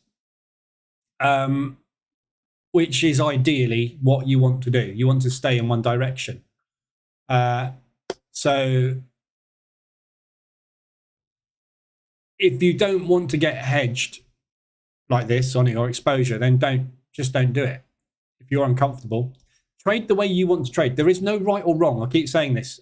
There is no right or wrong way to trade the market. The market is a random machine. It moves as it wants to, whenever it wants to. There's nothing you can do but press the buy button and exit that position. If you have a system or a strategy like mean reversion that says when we get an extension on the RSI, you get in on a reversal. Yeah. My head's in the way and I can't change it at the moment, but yeah. And then on the euro odd, for example, it's up there and it tells you to go short, and this one tells you to go long at the same time. It's your choice. The odds of both of these trades working out are the same. It's 50-50. You've no idea. The euro this morning was looking bearish. Not came on this morning and said, we're probably going to increase our interest rates. It's now massively bullish. It can flick on a dime and there's nothing you can do about it. So just get into the positions. But if you don't want to get it exposed in both directions, just don't do it. The reason this account does that is because this is trading every pair. And over the years, I've become a lot more softened to being hedged like this. Over the last year and a bit, really, since the market's been a little bit tighter. And a little bit more range bound, because if you think about it, whatever happens this afternoon with the Canadian dollar, I couldn't give a monkey's, right? Because if it rallies, I'm going to make money on that long, and my shorts are going to go into drawdown. So what does it give me? Two opportunities: one, to bank; two, to scale in and bank. There's a positive on both of those. Yeah, I don't care if the Canadian. Let's look at these Canadian dollar positions actually, let's look at the pound as an example, because I've only got two on it. So I've got a pound odd. So let's say, for example, we've got news on the pound this afternoon. If that news on the pound comes out as negative, the pound is going to come down. What's it going to do? Bank me $350 or whatever that is. $300. Yeah. So it's going to bank me $300 if the pound comes down this afternoon. The pound US dollar, I have a long position here. If the pound, I've got two positions on there. That's because I took a manual yesterday. I need to get out one of those. Actually, I'm going to use that as aggressive drawdown control. Because I do actually, I'm fed up with this pound US dollar. Been in it for such a long time. So yeah, I've just executed an aggressive drawdown control position yesterday. That was only going to be a manual, but because the EA didn't take that trade yesterday, it wasn't quite far enough. But it has managed to get it on this morning because it's one's there and one's there, and it was ever so slightly too far away for me to get in one with the EA. So yeah. So if that comes down today, it gives me an opportunity to scale in and bring my average down. It's a plus, because when it does rally up, I'm still going to get out of this. It's just, it doesn't matter whether it goes up or down. I have an opportunity to make money both ways. So that's why I'm not too worried about being hedged now. You'll find most of the time, though, you will be omnidirectional or one directional. Because the reason RSI gets extended is because of strong market movement in one direction on a currency. So usually the Australian dollar will start to tank. You won't have any opportunities to short the Australian dollar because it's tanking. You want to be buying it ready for the pullbacks. So most of the time you will get into one direction. The difficulty and the hedging occurs when you get the currencies pushing and pulling at the same time in the opposite directions, because you'll have opportunities for the market to push one way on the pound and at the same time push the other way on the US dollar the next day, but it won't give you an opportunity to get out of either position. But you'll get RSI extensions in opposite directions. But there's no, again, it's entirely up to you how you do it. I teach in the bootcamp the 2 exposure rule. That is the way I've traded for years and years and years and years. I'm starting now to just not worry too much about exposure, but reduce risk. So I've got 4 Aussies on at 0.1, whereas I normally would have 2 Aussies on at 0.25. So what I've actually got on is 4 opportunities to make money on the Australian dollar at 0.4 instead of 2 opportunities at 0.5. So I'm taking slightly less risk by getting into more positions than I would have if I'd only taken 2. And the other advantage is the drawdown is slower and the depth of drawdown is slower. So there's good advantages for trading everything. Again, there's no right or wrong. It's just different. It's a different way of using exposure. It's not good, bad, better, worse. It's different. Yeah, you get into an ORB on the pre-market 15 or you wait for the 5-minute ORB. It's a break. It's a breakout strategy. Is that better than that? Some days it is, some days it isn't. It's not better or worse. It's different. Everything is different because you've got no control over this. It's completely random. So it's as random as the market wants it to be, obviously, because it's not random in the fact that we see double bottom bounces and double top bounces and support resistance and propulsion gap fills. That's all normal, but whether it gets them or not is still random. It's 50-50, isn't it? Okay, so we've got 2 propulsion gaps in play at the moment. So the sellers are holding that level and the buyers have now got to try and defend this level. So the buyers have stepped in here, pushed up, got pushed back. They stepped in again, pushed up higher. So there's more buyers entered the market. So you can see that there's more buyers entered the market now. So the market structure potentially is breaking to the upside. Other option is the market structure is breaking for a next leg down. So one of those 2 things is happening. Again, 50-50. One of those 2 things I can guarantee with 100% accuracy is going to happen. I don't know which. If I knew which, I'd be a multi-billionaire, wouldn't I? I wouldn't be sitting in here doing YouTube for 2 hours twice a day. Understand and appreciate you want to do 3 days a week. More work on those EAs, yeah. But would it be possible to maybe upload a quick pair analysis? Might as well just do a live room, though. If I'm going to do an analysis, I might as well do it live. The difference between a live is I go through questions, and questions tend to take an hour. That's the difference. And I don't want to be rude and ignore everybody because people are going to ask questions. Yeah, I don't know. I'm thinking about it. Astro, do you recommend Robo Forex? Yeah. That's who I use at the moment. Which account type? Either Prime or ECN with Robo Forex. There's very little in it.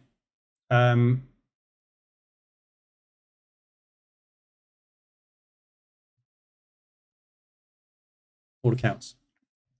So the Prime and the ECN are the main ones. And you've got a Pro as well. Yeah. So the difference between these, the Pro account will give you nutty leverage with a 1.3 pip spread. Yeah.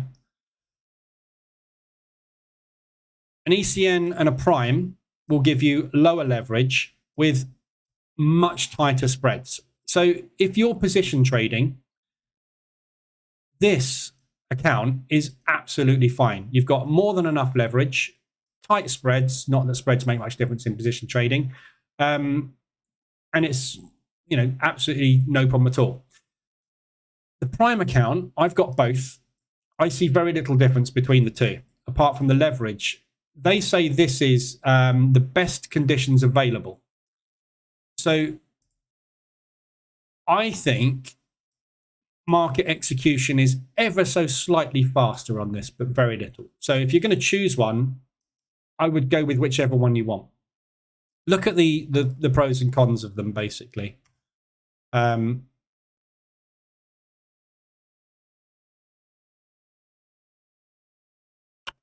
just trying to see what the other difference is, if there are any between the two.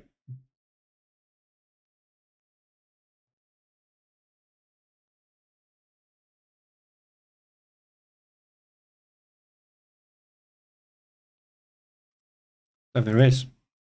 No. There's just nothing in it. So pick one of those or a Pro. But I don't see any point in having that.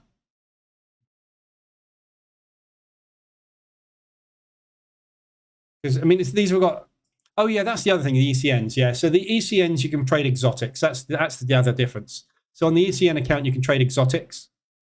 And on the Prime account, you can just trade the minors and majors. I mean, you don't want to be trading exotics anyway. So leverage. Nothing in it. Open both. Split your money between two accounts. Trade half the pairs on one, half the pairs on the other. See what the difference is yourself. Propulsion gaps just filled on the FTSE.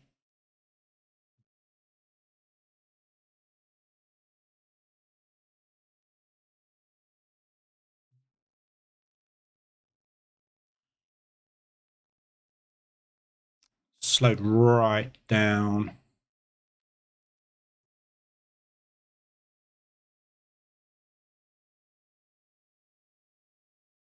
CAD yen still dropping.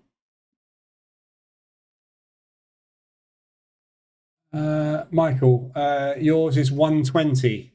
Your spread on the FTSE. Yeah, I mean, if you're scalping, spread is very important, obviously. So I'm just toying with the idea of taking a couple of extra positions on this.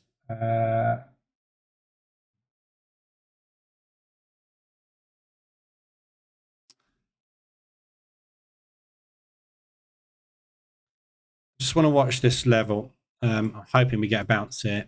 If we don't get a bounce here, this might be the end of this account. I hedge and cost average the trade. That does not work. Works really well because I don't know which way price will go. Yeah.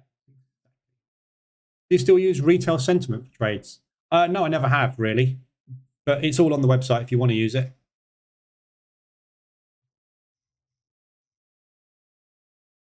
All there if you want the retail sentiment.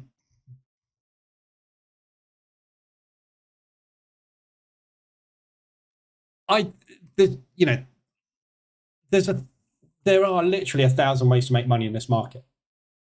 They all work when you know how to trade. There's no system or strategy that's better than any other strategy. It's just different. Everything is different. If you want to use retail and trade retail, do it. Yeah. So you should be the pound odd. You should be going long on the pound odd today.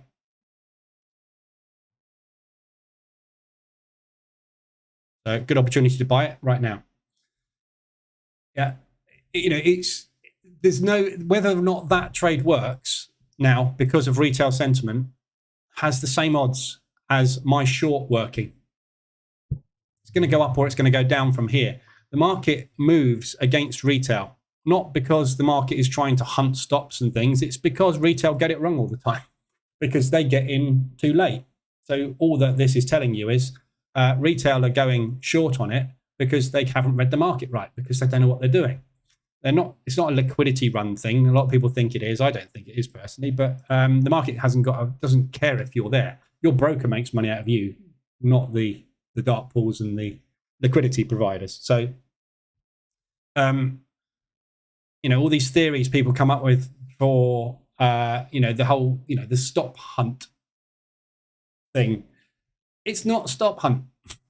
They are taking out stops, but they're taking out stops in the form of liquidity, because that's where they're either taking their profit off or adding to their positions. That's why it bounces after a stop run, not for any other reason, that they've got what they needed to move it back the other way. Yeah, there's no hunting psychology. People make all that crap up to sell your courses and stuff. But it is true that the retail sentiment goes the other way. So you've got to pick. And this is where everybody gets into trouble. I'm going to stop out on this. This is where everybody gets into problems with trading. There is the system hopping thing. So I've got on my website multiple ways to make money. You can use the position trading strategy. You can do opening range breakouts. You can use a price action toolkit to scalp. You can use ADR reversals. You can use RSI extensions to get into stop loss based trades. You can use stops. You can not use stops. You could get in the opposite way to retail every morning on every single pair and then close the whole lot out before the New York Open and see what the profit is you've made. It's either going to make a profit or a loss, depending on whether or not it went that way that day. There's 1,000 ways to use all information out there. You could trade fundamentals and only stay in line with the bias every day, and just basically every day, whatever that says, you do it. And then you just keep doing it every day until the market goes the way that thing says, and then you take your profit. They all work. Every single one of those strategies I just said there all work. Pick one. That's the thing. People can't pick one. They don't know whether that's where, I'm looking for that. That might be better than that. There's no better. There's no worse. The market moves up and down. You take money out of it when it allows you to take money. That's it. So you can use you can use a combination of them all. This is using a combination of commitment of traders in the futures market, retail sentiment, and fundamental analysis. It's giving you a buy. Does it mean it's going up today? No. This could go down for 3 days on the trot. Depends what the market needs to do with that particular instrument. There's no, it's going up because this says so. The likelihood is it will, because the fundamentals are pointing that way, COT is pointing that way, and retail are all the wrong direction. But it doesn't mean it's going to. So how you use this information, and every piece of information on any indicator ever made on the planet, is entirely up to you. This is telling you to buy the Euro odd. How? Do you get into it at 8 a.m. and then get out of it at New York? Or do you get out of it at end of day? Or do you let it run? Do you get into it today? And then if it goes down, get into it again, and it goes down, get into it again, scale in, average in, and average out when you goes the right way. All this is doing is it's a signal, and every signal has the same odds of working. I haven't got a clue whether that's going up or down today. Doesn't make, nothing I can tell you is going to predict the future. Nothing anyone can tell you is going to predict the future. Is this going to bounce here? Looks like it. Brilliant. Should I take another position to average in and try and get out? Probably. Shall I do it? That's the choice. This is what makes and loses money. I have no idea if that hammer that's just gone in is the buyers entering at a triple bottom. No idea. I can try it, but if I'm not right, I probably want to get out. So I'll add another one up there. Yeah, my average has come down. If we push up to there and I get into there, my average is going to come down to there. If this thing gets to there, I'm exiting, I'm break even, I'm walking away for the day with $700 in my pocket. What's going to happen next? I haven't got a clue. Is there any strategy there? No, I'm just hoping. Every trade you take, you hope it goes your way. If it doesn't, you need a contingency plan. Because I've got drawdown open on this, my contingency plan is if this pushes down, I need to get out, because if I don't, I'm going to blow the account. If this was my own account, I would be playing this very differently because I don't have drawdown limits. Yeah. So what type of account are you trading? There's so many things that go into the equation in this job. That's a stupid place to put a stop loss. Really stupid. It may be stupid, it may not be stupid. What determines whether that's stupid or not is not whether or not this is in the right place or the wrong place. That might be the right place, that might be a better place. What's going to determine it is whether or not the buyers that started that move there have got enough people on their side, or they're just going to get run over by the sellers who have been driving against them for the last 20 minutes. That is what's going to determine how my trade plays out. Not a strategy, not an indicator, not a system, nothing. The market. It's a random instrument. So whether you use, this has all come from talking about retail, whether you use retail sentiment, whether you use COT data, whether you use a moving average, a stochastic, an RSI, a market reversal alert EA, you take a breakout at an opening range, whatever you do, has got nothing to do with whether you make money or not. It's whether the market goes the way that you want it to, and your strategy just has to be built around whatever you're using. So if you're using, like I just said, if you're using retail, there's 1,000 ways to use retail sentiment. You can use it as a scalping tool with every reversal alert. You could use it as a dollar cost averaging system over multiple days. You could use it as a swing tool. Totally different strategies. But at the end of the day, you know my feelings on stops. If you use a stop, right here, I've guaranteed basically the only outcome of this trade is $263 loss. If I remove that, the outcome of this trade is probably going to be a profit. But if I put that order in the market, there is more probability of me losing than there is winning. That's what I cover in the bootcamp. There you go. Thank you for your great work and had a fantastic month for July. Good job. July, that was ages ago. Since I removed the stop loss. There you go, Astro. John, I sent you an email about an indicator I found. Did you see it? Yeah, I did. It's a support and resistance indicator, John. Not a really cool indicator. It's been around for about 10 years. It's crap. All it does is draw support resistance zones. It's supply and demand, support resistance, same stuff. Mine does the same thing.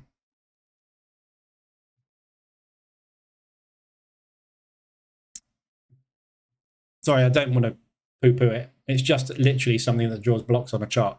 Again, going back to it, that has a 50-50 shot. When you get to a support resistance area, there's a 50-50 shot. Same thing. The risk reward is what will make you money, not the indicator. And you don't even need something to draw it, yeah? If you've got an indicator, like my support resistance propulsion indicator, yeah, all it does is draw lines on the chart for you in an automated fashion. Yeah? And it draws blocks. What happens here, it's got nothing to do with this indicator, and this indicator does not make you profitable. If you've got an indicator that draws your support resistance zones like that, when it gets to there and you short it, what happens next is what makes you profitable, not the indicator. If you need an indicator to point out where the turning points are likely to be, that's great. But this is very easy to do on a completely blank chart. Yeah, zoom out. I've got videos on the website on this. It's very simple. Zoom out. Every time you see a high and a low, draw a line.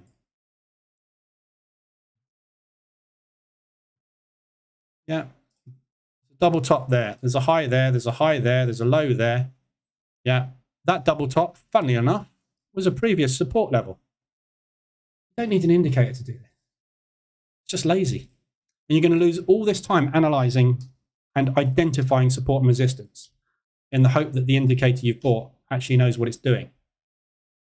Much better to spend time doing it manually. You'll learn more. And you'll get experience and chart time. Hugely important. AJ, if I knew in, I'll sign up for the trade copier service. I haven't got one. Do you really want to be joining my trade copier service at the moment? Sitting in $2,200, $1,000 away from blowing a proper valuation. If I'd have started this evaluation, this is a great example. This evaluation, yeah, I started this evaluation yesterday. Yesterday I made 2,700. Target's 4. So far, I've made today 1,200. So I'm sitting on 3.9. Yeah. If I'd have started this evaluation the day before, we had a really nice clean break on Monday. I'd have passed. If I hadn't have traded the FTSE today, I'd be very close to passing. Yeah. The difference between me passing and failing this evaluation now is the fact that I decided to trade the FTSE this morning and not just the DAX. And whether or not these next few candles go like that or that, that's the difference between me passing or failing this evaluation. Strategy has nothing to do with it. It's my personal choice as to what I did this morning that's made this a pass or a fail. That's the bit that people don't get, and why I keep getting asked in the Telegram group all the time. Can you adjust the set file to stay within 5% and hit a proper valuation? Yes. Which day are you starting? Let me do a back test and see which day you should have started, because that's what makes you pass. This prop firm is, I can't remember the name of it. It's ACG Markets, which is Apex, not Apex, what's it called? The one that sent me a load of emails.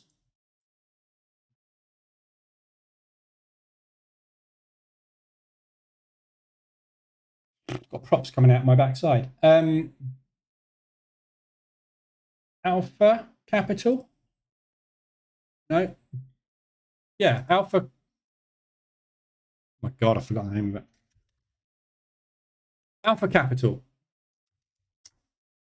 These guys.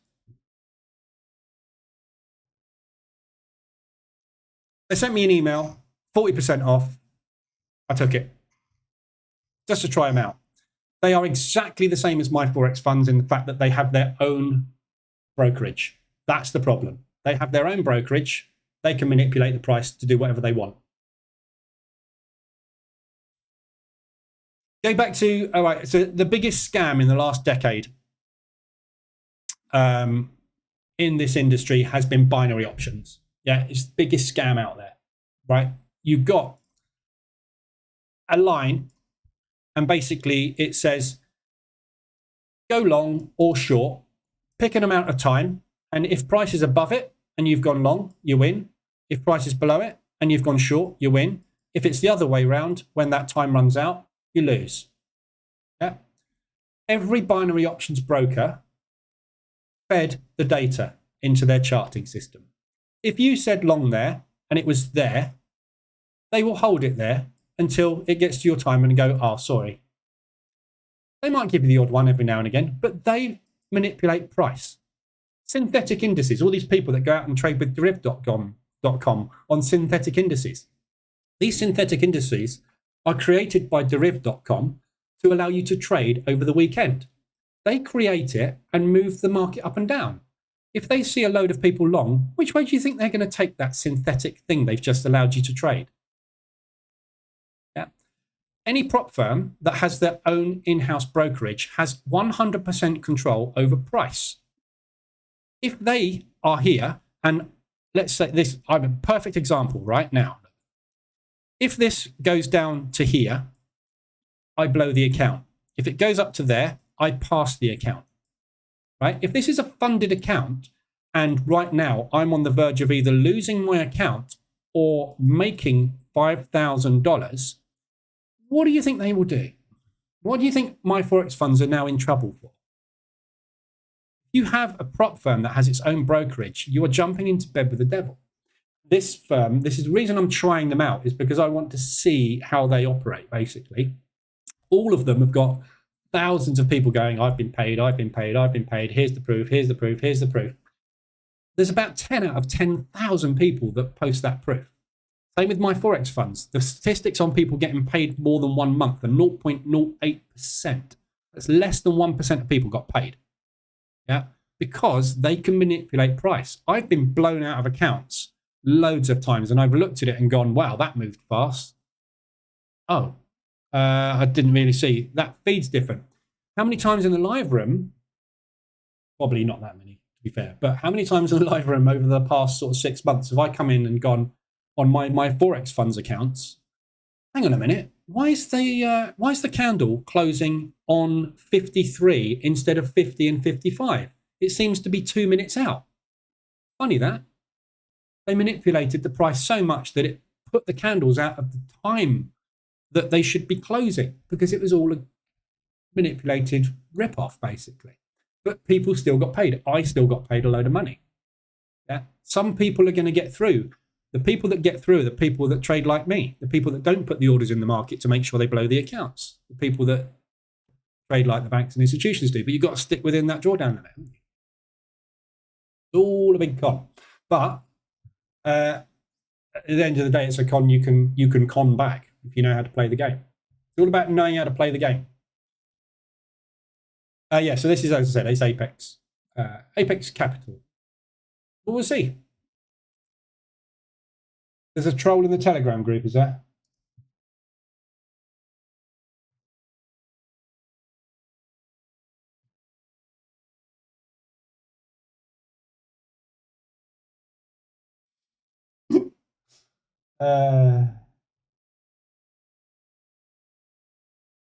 Okay.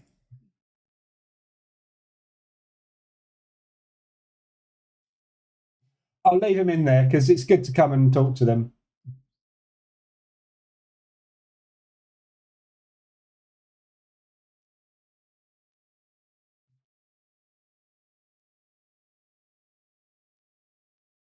This might be the bloke that came in the other. So I had a bloke in Telegram the other day. Basically, came in and he posted some. It was just basically expletive, something about my mum, expletive, rip off, admin's a con man, blah, blah, blah, blah, blah. Basically, he just landed in the Telegram group and said, hi, I'm new here.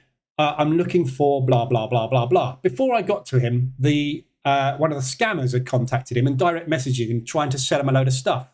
He's that stupid. He assumed it was me and then basically wrote a load of expletives in the group. So if your first reaction after being contacted is not to go, have you just contacted me or abused my mother? He's gone. It's probably him. Come back, I would imagine. Let me just need to translate something.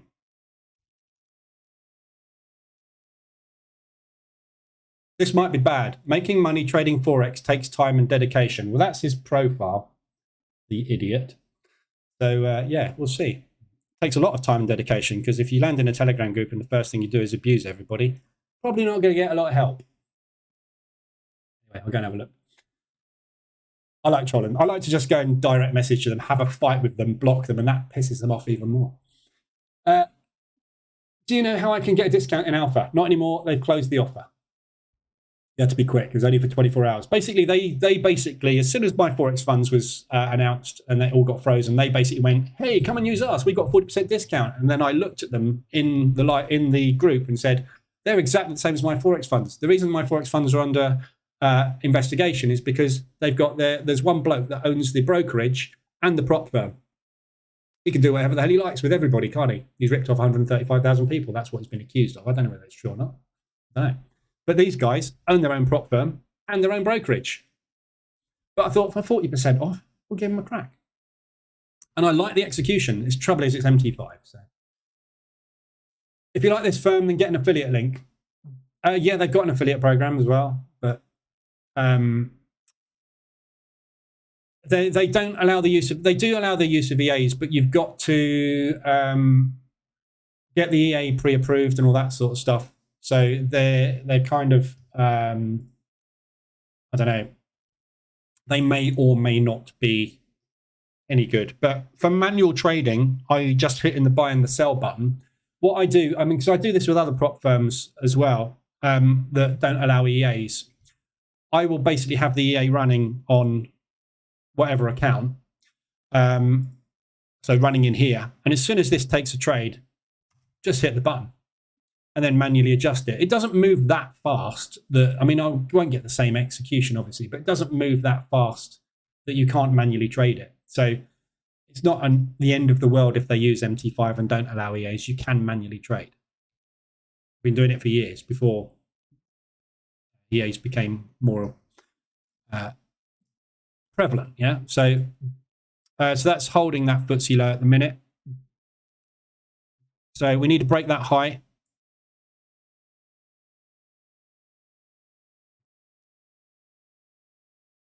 So this is where the buyers started to rebuy that low. Sellers push them back. They're holding it. Now they're starting a second rally. We've broken that high. Yeah, so next stop is that high. If I can get my average down into there with that position, it's going to be tight. That gives me an out. It also puts me in danger of this pulling back with 4 contracts on, which would be, I need this to rally. I need that move off of here and I'll be out. Triggered. There we go. So average is there. So another 5 or 10 minute bullish move and I'll be out of that. But if it pulls back, I've got now 25% more leverage on. So it'll be a pop. Today seems like a tension build-up day in these markets. Yeah, well, it's because we've got news this afternoon. So we won't get a lot of movement today because it's the Canadian rate announcement. So typically on rate announcement days, we get rotation in the London session. So we just get a holding pattern because they don't want to put a load of money into the market ahead of this, because obviously every move you make in in FX has an opposite move. So if you buy anything, you are in effect selling against another currency. So anything they're looking to trade on the Canadian dollar or the US dollar, they won't execute until this is known. So you'll find that obviously the US dollar is obviously the main currency that we trade. So if that goes sideways, that will go sideways. And if the US dollar is going sideways, things like the pound US dollar, euro US dollar, Aussie US dollar, New Zealand US dollar, US dollar yen will also go sideways. So the whole market goes into rotation waiting for a news event, because they can't move it until they know whether or not they should be doing that or that. And that will be determined whether that's a 5 or a 5.25 or 4.75. But it's not going to be a 4.7. I mean, it could be, but that would be kind of like blowing up your country. So unlikely it's going to be a 5 or a 5.25 today. So, eek. Don't do this to me. Look at that. Triggered me at the very, very top of that candle. Sellers stepping back on again. 1 minute left on this candle, but would like to see this close high above there. Otherwise, I think I might be screwed. Did I try trading 212? No. Never tried them. Sounds like they can't take your money when you use EA.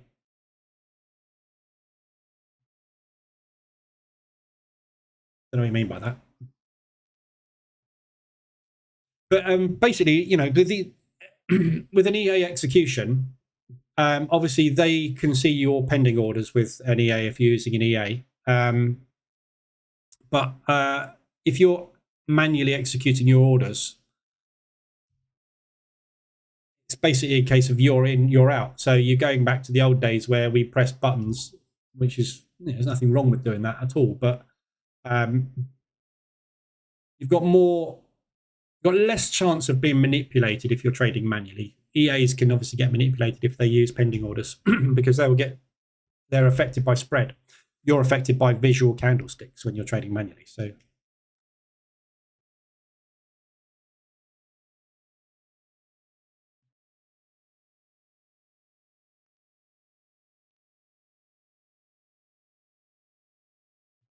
bear with me 1 sec.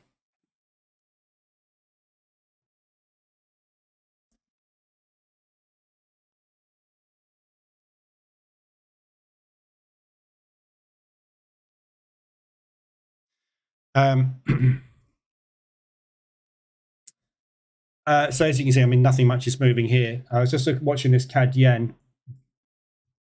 It's just putting back at the moment from this high. So this is the breakout from that high. This is the retest of that high. That's a 61.8 retracement.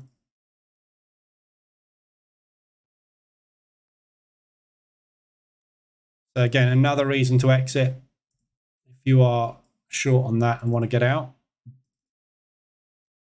Can't adjust my fib. Come on, FTSE, let's have a little rally.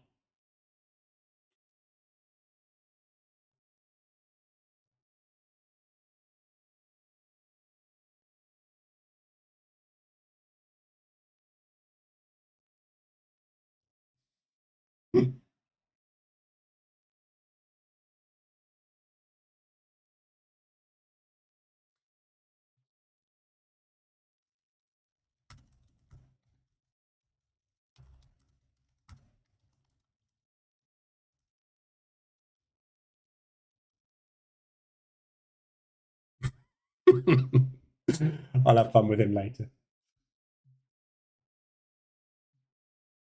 I'm just going to block him from posting in the group for a minute until I've dealt with him. Let's go and read it all. Unfortunately, these people that come into the group and troll are literally too stupid to trade. So you get certain people, when you run a group like this, when you're trying to teach people stuff, you get people that contact you and their grasp on living is at such a low level, and they're trying to do a job which technically you need to be a fighter pilot to be able to do from an intelligence perspective, or at least a commercial pilot or a brain surgeon. They're trying to do it. So they work in McDonald's and they can just about flip a burger. And then they come in here and expect to buy a thing for $30, $50, or whatever it may be, that's going to suddenly make them a millionaire. And you just have to look at them and go, how stupid are you, really, to actually realize, to think that by buying something for $50, it's going to make you £250,000 so you can buy a Lamborghini. You know, it's just like, and then they basically have a go at you because they don't believe what they see on the screen. It's like you're somehow you're manipulating it. It's none of your results are real. Somehow this is all completely fake. And yet you believe the $50 or $200 course you've bought is going to make you buy a Lamborghini. Yet you don't believe a guy that's been doing this for 4 years live on YouTube, trades every day and shows everything. It's all fake. But I get them literally 5, 10 a week, literally. And that's just on Telegram. Forget Facebook. I get messaged on Facebook all the time. YouTube, I've restricted the comments, so I don't really get much on YouTube anymore. But I've been there. I was one of those people that was hunting for the Holy Grail and believed it was possible to buy a Lamborghini when you're a trader. Yeah. And you can do, you know, if you've got a big enough bank balance. But at the end of the day, if you haven't got £250,000 in the bank, you're not going to make £250,000. Think about it. It's just not going to happen. But, you know, there's a lot of people that are better than everybody else because they've bought a load of systems and they just come in and lie about it. It's all good fun. Here's my job entertaining anyway. Is it possible that some MT5 platforms can be faster than others in volatility times? It's not your platform, it's your broker. It's your broker's feed, their data center. All MT5 and MT4 is a terminal. It's a window that gets fed data points, ticks. So the speed those ticks are fed, what's a quid? A pound. I forget not everybody's from the UK. A quid is slang for a pound, a quid, 50 quid, 50 pound. Bag of sand, grand. Yeah. So London. So yeah, all it is basically a window that displays data based on ticks that you are fed. If your broker decides to stop feeding you ticks, your platform will stop your charts moving. So it's all down to your broker. Yeah. So this is why when I say I'm looking for fast market execution, there's a broker out there called 8cap or 8crap as I call them. Basically, nothing wrong with them as a broker, I don't think. They've got a lot of prop firms. So they've set up a white label prop firm system. So you can go and set your own prop firm up this afternoon and use them as a brokerage, which is fine. Nothing wrong with that. But their market execution is bad, meaning that the speed they feed their data out to terminals is bad. So if you are sitting here at the open of New York and the NASDAQ, when the New York open happens, the NASDAQ goes like that. And that's literally the first minute of trading. If your broker is feeding that data to you like that, right, and that made you $500, and that made you $100, you're going to get that money with a broker that feeds fast execution. And this broker's ACG Markets and RoboForex are pretty damn good. But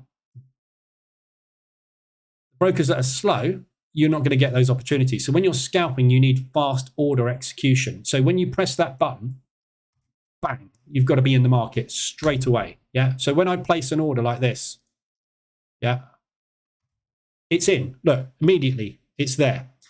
If you do that with some brokers, what you will find is you go bang, and it's go 1, 2, 3, then your order appears. If you're scalping, the market's gone past it. If you're using the opening range breakout EA, right? So when the market opens at that specific time, the EA has to run through its script. It places a buy, places a stop, places a buy, places a stop, sell, stop, sell, stop. If it takes 5 seconds for that execution to happen with your broker, the market's gone. You've missed it. So that's where you need fast execution. With position trading, I couldn't give a monkey's what the spread is. I don't care about if it takes you 10 seconds to execute my order. It doesn't matter because I'm in a trade and I'm going to get out of it at some point in the next day, week, month, whatever it's going to be. It's only scalping you need fast order execution. And that is your broker. It's not MT5. But there is also another thing. Obviously, if you're running on an old Windows XP laptop with 4 gig of RAM and an old crappy processor, your terminal is going to be slow. Yeah, this is software at the end of the day. Software runs as fast as your processors and your RAM allows it to. So there's a lot that goes into it. Trading computers, just buy a gaming PC. Yeah, a lot of people have asked me in the past, can you recommend a trading PC? No, because it's a gaming computer. This that you're seeing here is an i7 gaming PC with a 32 gig graphics card in it and 64 gig of RAM. It's an i7 processor. It's a gaming computer, because it's got as much oomph as you can possibly buy at the moment on the market. And that's what you need, fast. So yeah, but it's all down to your broker, the speed movement. RoboForex is not allowed for the Aussie residents. There's two RoboForexes. So you've got roboforex.com and you've got the other one.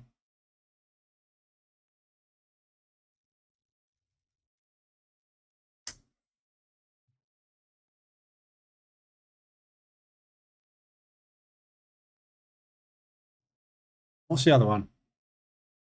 Robo Markets. So check them both out. Robo Markets, you don't get the leverage. So they only give you 1 to 30 leverage at Robo Markets.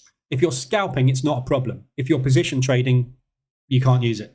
So Robo Markets, if you're looking to just scalp and do opening range and do index scalping, Robo Markets you can use. They will take people from Australia, I think. But you'd have to check. And that's just languages, isn't it? Check.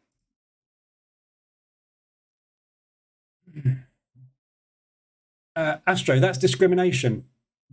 Discrimination against what? Stupid people? Were you talking about the bit where I was calling people stupid? Sorry, but there are stupid people out there. I just meet a lot of them.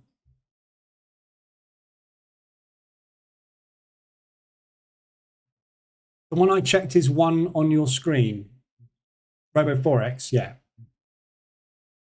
Oh, you're talking about that's discrimination about not letting Australians in. Sorry, yeah. I thought you were saying I was discriminating against people that are stupid and work in McDonald's. There are very clever people, I should also say, that work in McDonald's. Yeah. This is a good place to go if you haven't really got any qualifications. Nothing wrong with that either. I've not got a qualification in anything. I'm doing all right. Right, this footsie's stuck, proper stuck. So we have got a propulsion gap formed again now. So the propulsion gap is formed in the same place as before. So we can see there's clearly some buyers in the market. We have not retested these sellers yet. So hopefully we'll hold that and push up into propulsion. If I get there, that is probably going to give me an out of a few $100 loss. So I might just take an out here and then trade the New York session this afternoon. We'll see. If you want the link to Robo Forex, it's on my website in the recommendation section. This is an affiliate link, so not that I really get. You know what? I don't understand how people make money as affiliates. I've got some affiliate links. I've got to take my Forex funds off as well. Forgot about that. I've got affiliate links on my website. But, you know, if I had to live as an affiliate, I don't understand how people do it. I don't make hardly anything. If you sign up to my for my links to Robo Forex, I make pounds, a few pounds. That's it. And that's about it. Unless you go and sign up and you deposit 100,000, then yes, thank you very much. I shall make a little bit of money. But then I'm still talking tens of pounds. I don't understand how people make money. You've obviously got to get a lot of sign-ups to make some serious money out of it. But yeah, so the link to RoboForex is there. That's the one that I use, which is the roboforex.com. That is the 1 to 500, 1 to 1,000 leverage, and they take a lot of people. Don't know about where you have to be from. There's probably something on here that says where you have to be, but what you said, I make pounds. Why didn't you say I make quids? Well, I do. Every now and again, I use the word quid. Sometimes I use the word pounds. Pounds is obviously our currency, but only costs a couple of quid. Is basically Lady Godiva. It's a fiver. Like it's already said, bag of sand, monkey. There's all sorts of slang for our currency because we got London. London's like slang, yeah? Going up the apple and pears. Up the stairs. Don't like your boat race, mate. Face. Don't like your face. I'm not even from London, so watch a lot of EastEnders. They've got, if you want to Google EastEnders, if you're not from the UK, go. They've got thousands of followers on Discord and Instagram. Who have?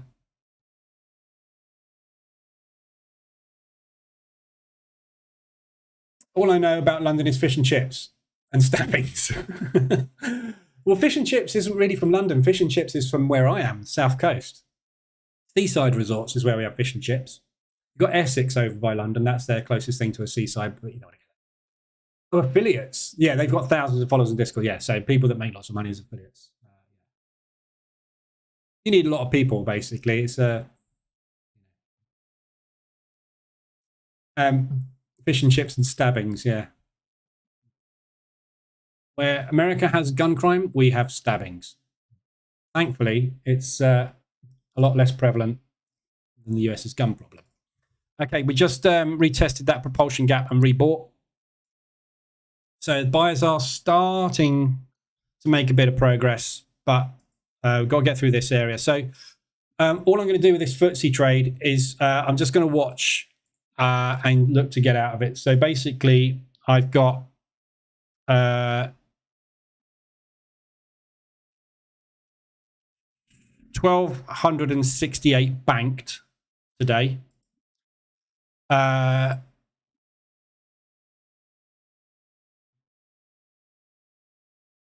that right? Yeah. So I've banked 1,268.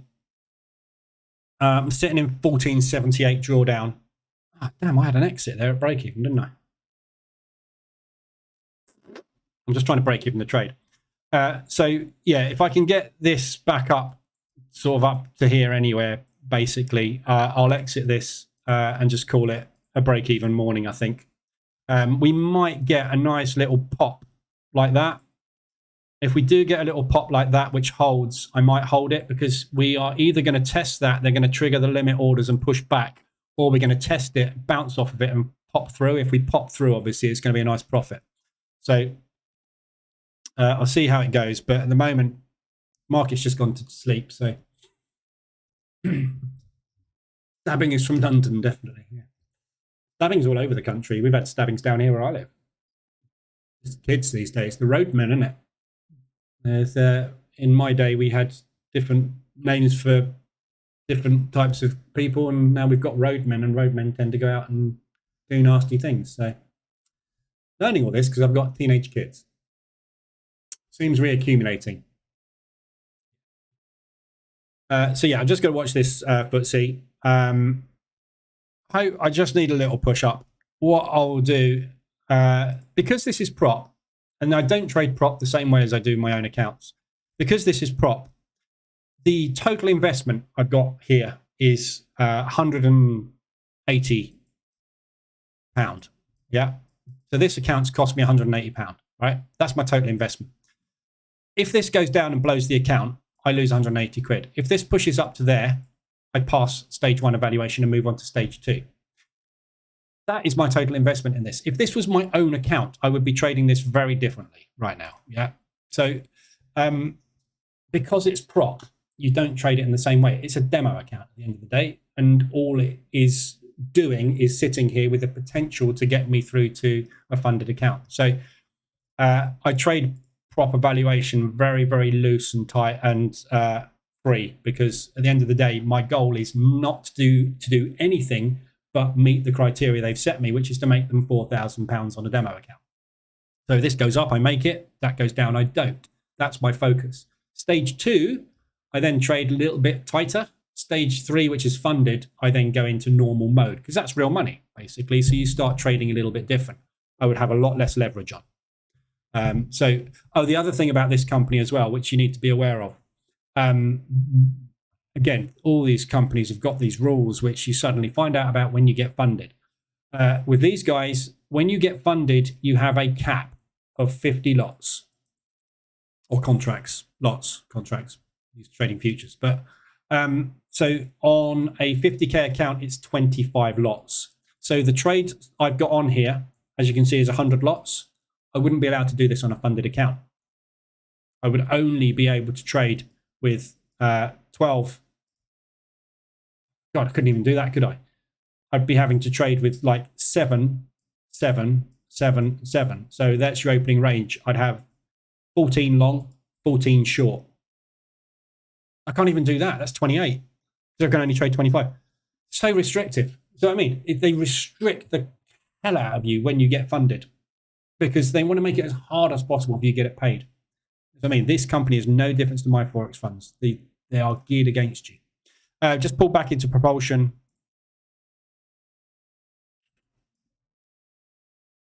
Descending wedge pattern, not looking good. We'll find out if this is alive this afternoon. What's on stage 2? No, stage 2 is just rinse and repeat. Same thing. You've got to trade a minimum of 3 days. Instead of the target being 4K, the target is 2.5K. Smaller target, same drawdown, same 5% drawdown limit, 10% overall. But the target on stage 2 is just smaller. So it's 8% stage 1, 5% stage 2. And then obviously, then you need to go through credit, not credit check, but you need to go through verification, which is basically making sure you are who you say you are, because they then pretend that you're going to be trading live accounts. I don't care. Maybe they are, maybe they're not. Some are, some aren't. Right. Crazy the difference between firms. I have 2 funded accounts at 25k, and the max lots are 2 and 5. That's on futures though, isn't it? Not CFDs. This is CFDs, not futures. Futures, you will have contract limits. But 5 on a 25k account, yeah, that's 5 full contracts, isn't it? probably find you can trade more micros. But they're all very, very, very different. You've got to do due diligence on these prop firms. So I haven't done my my due diligence yet on E8. This is my next one to look at, because I want to find out whether they are using their own brokerage or not. Because this is the other firm that I use. They're UK based, so they're not going to get, CFTC can't touch them, but the FCA can.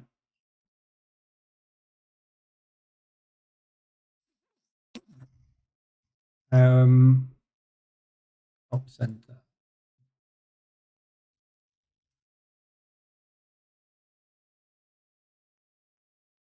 We provide trading services allowing the client to trade on a simulated live environment. We are not a broker stroke dealer. So who is executing your liquidity then? He's very woolly, isn't it? Very woolly. I need to check into them. I didn't have time yesterday. Expectations for GJ. Well, at the moment, pound yen is obviously sideways at the minute.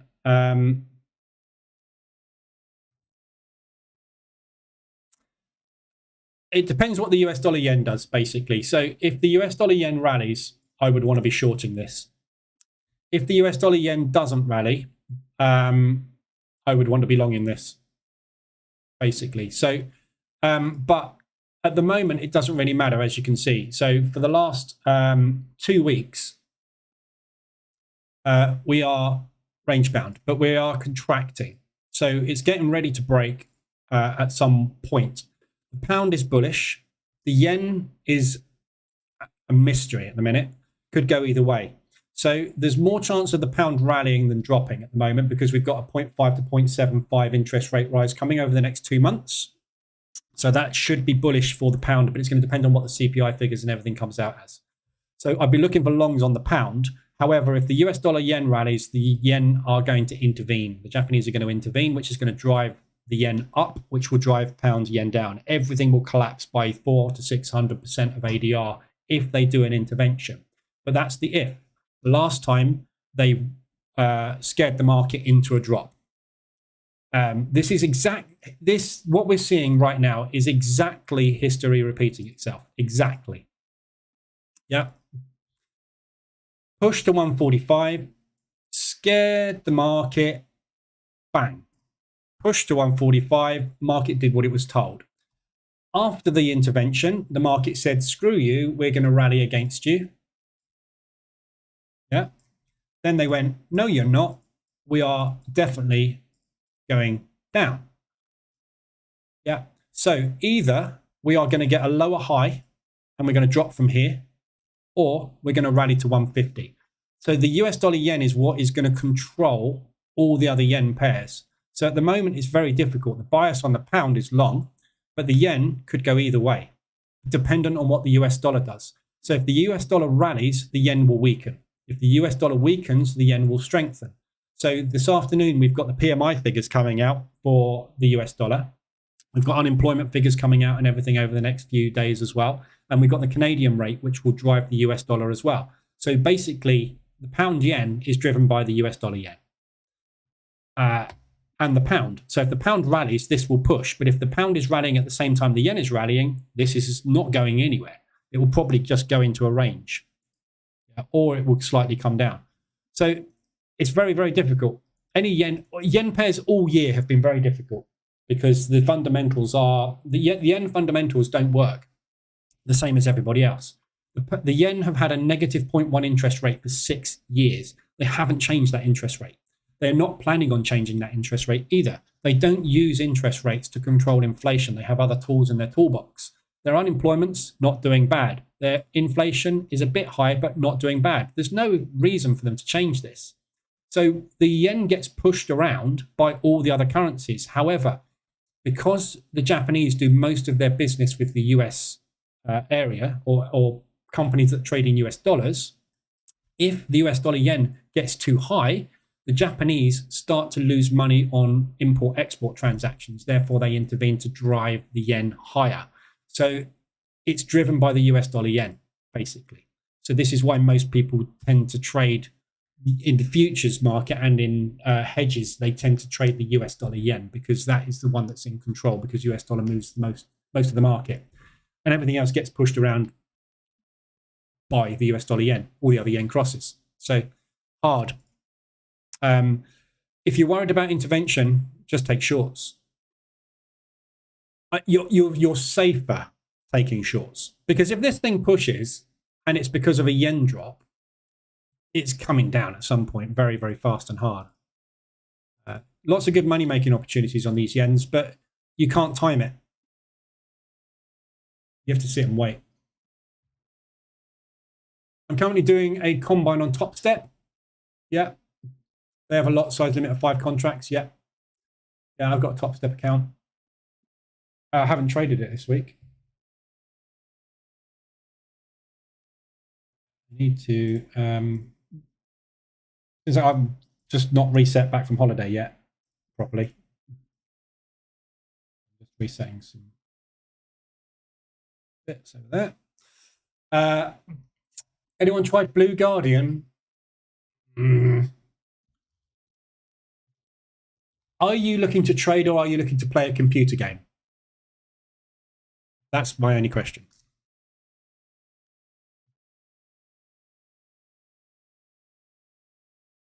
Yeah. What the hell is this all about? I'm not wanting to play knights and castles. I'm looking for a professional funding firm. Is this a computer game, or is this a prop firm? Seriously? You really considering them? Terrible. Pushed up. Right, so we're hitting propulsion. So 1268. Right, let's see if we can get a pop. After this, I'll go 1023. I want to do a bit more work on the EA this morning for the live room.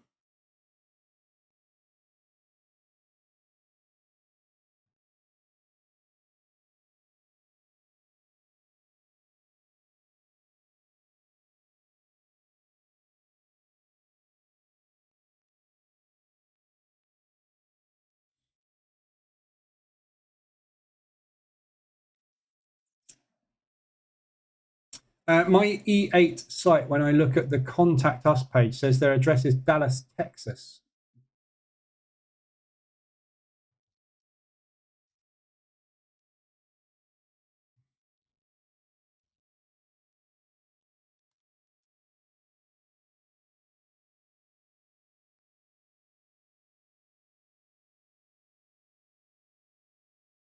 Well, if you look at the regulatory information,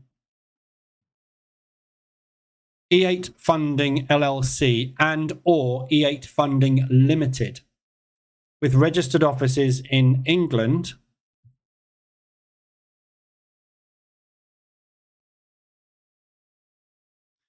limited liability company. So this is UK.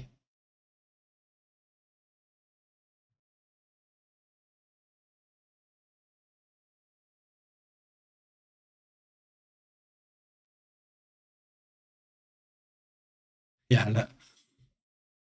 E8 Funding LLC does not provide any of the investment services listed in the Capital Market Undertakings Act, i.e. they don't trade. So when they say they take the opposite side of your trade, or they take your trades and on a funded account, not happening, is it? Okay, we pushed up. Come on, let's get a pop. Go on, pop, pop, pop.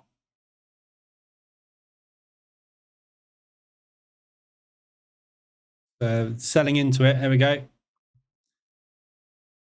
We can get through that propulsion gap. We're good to go.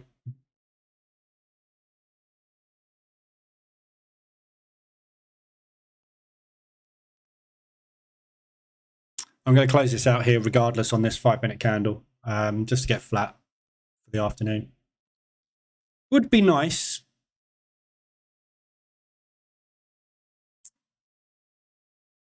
get a little pop out the top.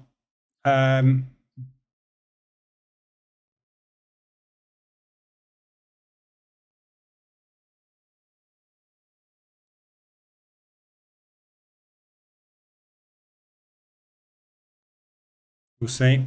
Come on.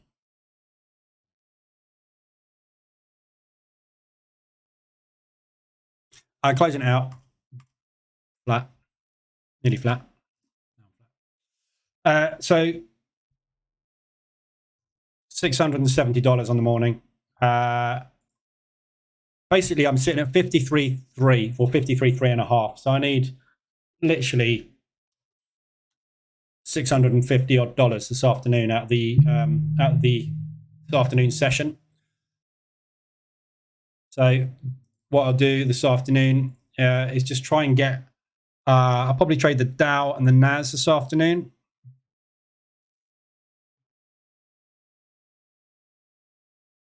And just see if we can get a decent move out of these at the open, and probably reduce my risk as well, and see if we can get a nice clean break this afternoon. Then that gets that over the line this afternoon. Right, UJ 150 sell, yeah. So that's the intervention level. This propulsion gap is the intervention, basically. We might not get there though, yeah. The market gets scared. This is the market getting scared here. Yeah, this news that we had this morning when the Japanese said unexpected FX movement is not desirable. We will use every tool in our toolbox, blah, blah, blah, to stop this happening, i.e. stop you devaluing our currency further, because obviously we can't trade anymore. That's where they said it last time.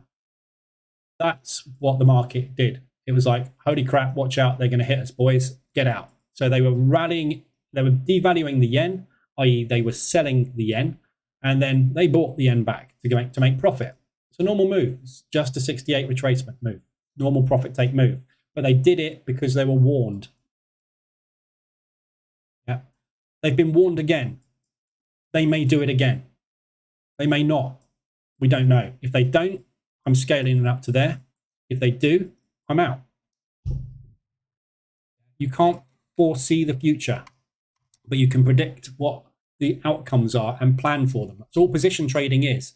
Position trading is getting in, hoping you're right. If you're not right, having a plan to get yourself out of that trade without losing money. Yeah, we're not in this to try and get huge runs, make big wins, predict direction correctly all the time. We're in it to reduce the amount of losses we take, because if you can remove your losses, you automatically become profitable.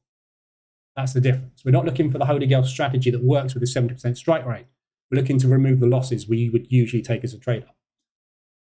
Those are the options, yeah? This is either coming down from here because they're going to get scared and I'm going to make money, or it's going to rally up to previous resistance and I'm going to scale in on the way and wait for them to profit take that move, or to intervene, and I'm going to make money. I'm going to make money, basically. I don't know how it's going to happen, so therefore, those are the instances I'm planning. Have you had a look at Darwin X? Darwin X 0. Yeah, I trade with Darwin X. I've got an account with Darwin X and I trade with it. Yeah, Darwin X are good. 1 to 30 leverage though. So it's not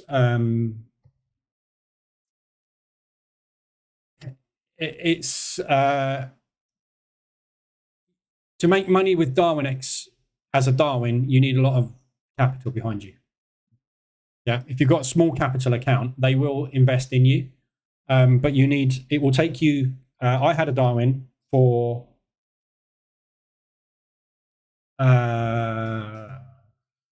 probably about 8 months, I would like to say. Might have been less. I never got invested. I had a really good return, but I never got invested. They only invest their capital in the very top strategies or top traders or top accounts. And it's not to do with the profit that you make. It's to do, Darwin has multiple criteria they evaluate to decide whether or not you are a good investment. So this is what the oh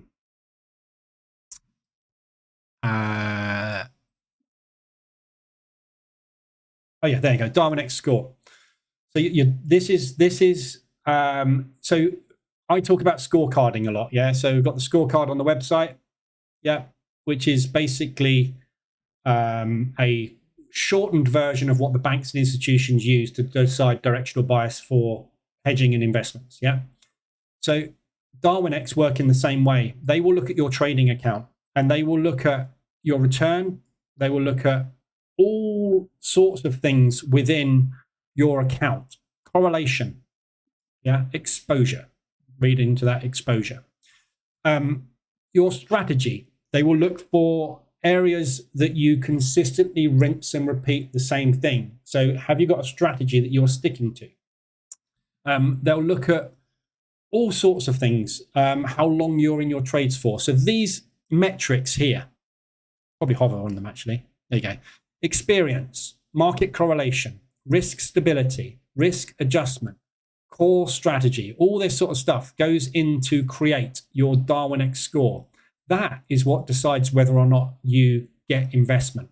That takes a minimum of 6 months to achieve, because the one thing you need is this box here, EX, experience. That is a time-based thing. So you have to have a strategy which is trading well and makes all of these green over a period of 6 months, and then they will consider investing in you if you fall within the top X percentile. It's very, very difficult to get funding. And then they will dip their toe in the water with something like 10 grand. I trade a 30K account as basic. Yeah. So what's the point?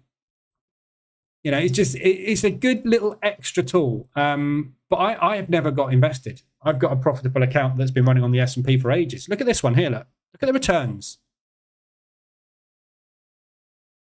Yeah. You know, I sit here all day, all the time preaching.